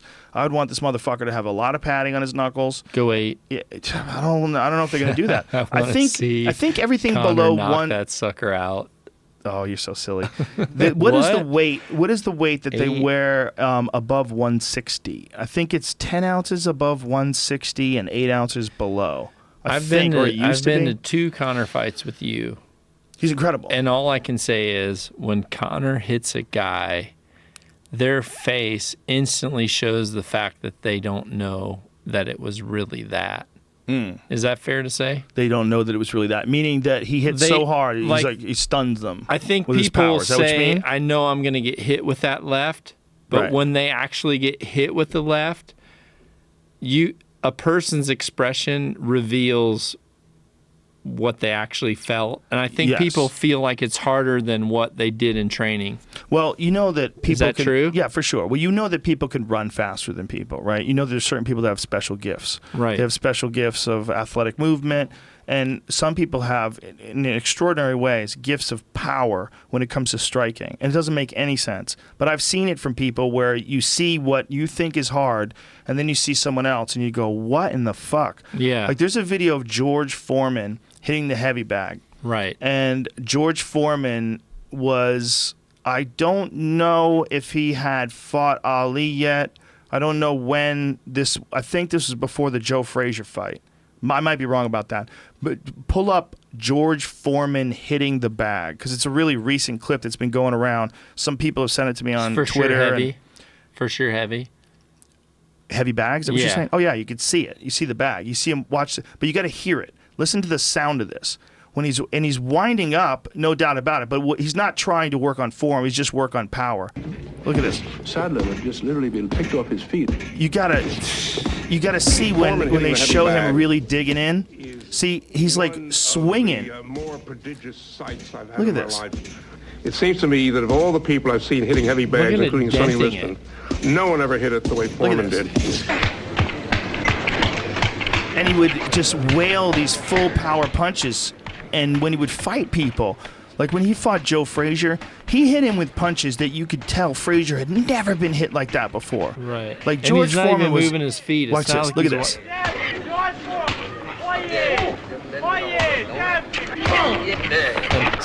Dude, those last two are insane. So his ability to single power punch was so extraordinary that almost no one could stand in front of him and withstand that sort of a barrage. That's a freak athlete, and those come along. And when those come along, if they're smart too, and then they're really good at learning the sport too, a lot of people are and fucked. good at trash talking. Yes, and that's where Conor McGregor is. He's a freak athlete in the sense that he has there's a guy named Firas Zahabi who's one of the best trainers in MMA, George St. Pierre's trainer. He calls it the touch of death. That's the best way to describe it. He just zaps people. Blam. I saw it. And I saw when he hits people with that left, it doesn't look like you watch Brock Lesnar wind up and crack someone, which I saw, and then you see Conor, which you don't even realize the punch came in, and then their face is like swelling up instantly. That's like what we just saw with Foreman. Yeah, well, it's extraordinary for sure. The difference between that and Foreman is obviously Foreman has big heavyweight gloves on, and he's punching a bag that a guy's holding, and there's a lot of padding between that dude and the bag. It'd be interesting to see when you see someone stand in front of Foreman and Foreman will hit them. He was like one of the most extraordinary power punchers in history. Because it was like, have you ever been close to an airport and you see a big, like, 757 coming in? And you're like, is that thing going to fall? It's too big to be flying. Am I right? Yeah. But that's what Foreman's, when he would swing, you would think, okay, that's not doing much, and then you would just see people wrinkle. Yeah. Well, he was That's a what big it's guy, like. but not big by today's standards. I think Foreman was probably only like 220-something back in the day. See if you could pull up George Foreman versus Joe Frazier. He got way big as he got older. When he came back, when he was like super heavy, like he was well over 300 pounds, and he made his comeback. And I think he was like 36 years old. Nobody took it seriously. Then he started blasting people. And after a while, people were like, wait, what? He just knocked out George Cooney. Is it possible for Conor to 217. blast? Look at that. He was 217 when he fought Joe Frazier. That's lighter than me. But look up the video. That's lighter than me right now. Yeah, that's a UFC light heavyweight before they cut weight. Like John Jones probably weighs more than that, which is kind of crazy. But watch when he started connecting. It's a quick fight, man. It's a quick fight. George Foreman was fucking terrifying. Just go like deep into it, and you can watch the pummeling he gave him on the ropes. It was horrendous, man. Yeah, when he hit him, he just shook. I remember this fight. And he pushed him off, and boom, look at this. Look at that. That's like him hitting the heavy bag. The guy's just like, what the hell? Dude, look how fucking powerful Foreman was back then. Look at that. Oh, my God. That uppercut when Frazier collapses. Dude, play that again. This is insane. He was just so murderous. Oh, my God. You saw Oh, my God. He was actually shook then before he 100%, got that. man. Boom. But this last uppercut, here it is. Boom. Oh. I mean, come on. It's incredible. Foreman was Look at that so sucker. scary. Look at his hips. He's so scary. Yeah, Joe Frazier took a horrible shot. Now, today they would probably stop the fight, I'd imagine, because he looked super wobbly. Dang it. But look at that. He would miss out. Like right there, they would History. stop the fight. No, well, it was a quick knockout, man. That looked He got up. That looked fake almost. No, it didn't look fake at all. did. No, man, you don't know what you're talking about. He's wobbly because his central nervous system shut off. He's wobbly because of what he took about 30 seconds ago. Yeah. Not because of what he just took right then. Oh, but that was part of it. That That's was why like I said they a would have cherry stopped the dropping fight. on the top. Yeah, but it Right. didn't look fake. It didn't look fake. It was a guy who had just. I don't say it's fake, but I'm just saying. I know what you're because saying. of the It fact looks they weird. because they kept the match going. It didn't take much to finish it. Right. Boom. Dude, he was terrifying. Gosh. Yeah. Well, he's he like, was- I don't want any more of these like cinder blocks dropped on my face. What was incredible is that Frazier had gone 15 rounds with Muhammad Ali. Right. And then you see that, and you're like, wow, this is the scariest guy ever. And that's why they thought that George Foreman was going to kill Muhammad Ali. It was so depressing to people. I remember when I was a kid, my parents loved Muhammad Ali. It's like one of those things that people, the generation loved him because he didn't fight in the Vietnam War, and he wanted to like protest against these senseless wars, and so they stripped him of his title for 3 years. Like he was a different guy. Like he represented so much to people back then in some sort of a weird way. So when he fought George Foreman, people were so terrified that he was going to get beat up that Hunter S. Thompson didn't watch the fight. He was sent to Africa to watch the fight. He had tickets to be ringside at the fucking fight to report for it for the Rolling Stone. You know what he did? He just fucked around and wore a Nixon mask and climbed in a swimming pool and hung out all day and drank. He just did. What? He's like, fuck this. I'm not going to go see that. He was convinced that Muhammad Ali was going to get killed. And he loved Didn't Muhammad want Ali. to see a legend die. He didn't want to see it. And he missed the greatest come from behind, upset victory in arguably the history of the heavyweight division. Even bigger than when he knocked out Sonny Liston to win the title. That was a big upset because everybody thought that Sonny Liston was just this fucking killer and this young kid. Talked a lot of shit, but once Sonny got a hold of him, he'd be fucked. But nope, So he boxed his face off. Conor. So you don't Mayweather. know. You don't know because we've never seen Conor box. What would you say? Mayweather's a way better boxer, but the consequences of Conor hitting you should be greater, and I say should be. Because I think he's certainly a stronger puncher than Mayweather, right? Right. But I would agree. He has boxing gloves on. And now, how much more of an effect is his punch going to have when he has a giant padded glove? You know, I would assume there's going to be a diminishing for sure amount of the it would impact. Be less. Yes, for sure. But how much? Also, the ability to block punches. It's far easier to block punches when you have big gloves on. Because when you have big gloves on, if you watch a guy like Floyd, he catches punches. It's a shield. Yes. Right. He catches punches, and or even deflection. And he's magical at moving away with them. Like he gets hit, and he's hopping away on his feet. So you're catching the end of shots. I don't know, Conor. As much as I'm not a UFC buff, but all I can say is I've seen Conor McGregor's shots go in when I didn't even know they were going there. Oh, yeah, for sure. But again, a 4-ounce glove is lighter than an 8-ounce glove. The punches are not going to be as fast. If it's a 10-ounce glove, it's definitely slower than a 10-ounce glove. That's a good separation of boxing versus UFC then. Well, there's also a good separation of the fact that there's many more openings when you have smaller gloves. When you have smaller gloves, it's much more difficult to cover your face. So Conor has extraordinary power. He's got extraordinary movement, and he's bigger. He's a far bigger guy. I mean, he's a big-framed guy, and he's strong and young. Floyd Mayweather is 40 years old. He's arguably the greatest boxer of all time. I mean, he's a phenomenal craftsman. Like, the way he understands the art of hitting and not being hit is extraordinary. Because he's not running away from guys. No. He'll stand right in front of you. Right? Yeah. He'll stand right in front of you and be untouchable. He's only been rocked, like legitimately rocked, maybe twice or 3 times in his whole career. He's outstanding. What if you took those away? What if you took when he got rocked versus when Diaz choked him out?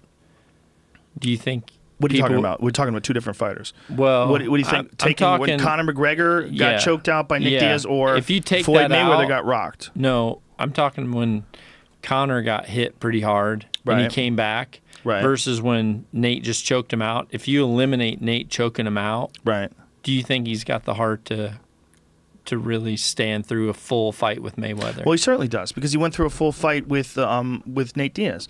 He won the rematch in a 5-round war. Yeah, which was good. It's you can never guess. Like, anybody who guesses what a guy has, like, as far as heart and determination, it's foolish. He'll show you with his actions, or she'll show you with her actions. You can't guess. So whenever people guess, they start saying, like, oh, he'll never be able to survive a tough fight, or oh, he doesn't have the guts. Then you mistake, like, your understanding of what you see in front of you for what's going to happen. And that's what a lot of people did with Muhammad Ali versus George Foreman. It's a lot of people do in a lot of fights. One of the things that makes this fight intriguing is we've never seen Floyd box a guy like Conor McGregor, and we've definitely never seen Conor McGregor box, especially at a level that that Floyd Mayweather is at. So him coming from being a 2-division UFC champion will help his confidence. He'll be scary. And one of the things that he said that's a psychological thing that no one could ever say to Floyd before, he said, listen, the way he goes, the only reason why this thing is fair is because we're playing by boxing rules. If it was a fight, I would fucking kill him. And the way he said it was like 100% accurate. 100% accurate. And he said in saying that something no one's ever been able to say to Floyd. Yeah. I will fuck you up. Like, and Floyd's going to know that at any moment. If Conor wanted to slide a little back and start kicking his face or kicking his legs out from under him, he wouldn't know what the fuck to do. Do you think he knows how to block a wheel kick? He's going to get kicked in the back of the fucking head. Say Conor popped the referee and then just wheel kicked Mayweather. He would have to get close enough to him to do that, and it wouldn't be as easy as it seems. But the distance between punching and kicking is pretty substantial. Right. And Conor closes that distance in a really fast and really spectacular way. He comes at you with shit, front kicks to the body, and you're trying to figure out where he's coming and what he's coming with. It's very unpredictable. So I think in a boxing match, if you have $100 and you have to bet on someone, the odds are going to most certainly favor Floyd Mayweather because it's a boxing match. If it was a fight, it would be 100 million to 1 that Conor McGregor would fuck him up. I mean, I'm not exaggerating. I'm putting my 100 on Of course, I'm Conor. exaggerating. No one would give you those kind of odds, but it would putting definitely 100 on be Conor. something ridiculous if it was a Conor. fight. Don't you think? Like, what would it be? It was a fight, an MMA fight. I don't know. If I It hadn't would be 100 million to 1. if I hadn't have seen Conor live, and how people's faces looked when they got tagged by him the first time, Right. I would say I would put money on Mayweather based on what you just told everyone with $10 to do. But the fact that I've seen people get cracked by him and I've seen their face swell up Oh, yeah. by him, I don't know. I think he's gonna freaking rock him. A lot of people in America do, and that's why we're going to sell it on pay-per-view. John Dudley, pay-per-view, coming soon. Apparently, they're trying to do it in out September. Here. We got hog to cook Yes, we before do. I got a flight. They're trying to do it in September. So that's what I heard on the internet. I know as September much as you now? people know. I just think if it does happen, That's elk season. yeah, it'd be a Dang problem. it. That's a problem. It's better That's in a problem. June. That's a problem. Thank you, sir. We gotta get Fun outta times here. this weekend. Yeah, we got to cook up some. Jamie, you're some awesome. wild pig, powerful I Jamie. like that beard. Powerful. Matches we'll be shirt back. and hat. We'll be back tomorrow with Rob Wolf. See ya. Not the Bye. glitter.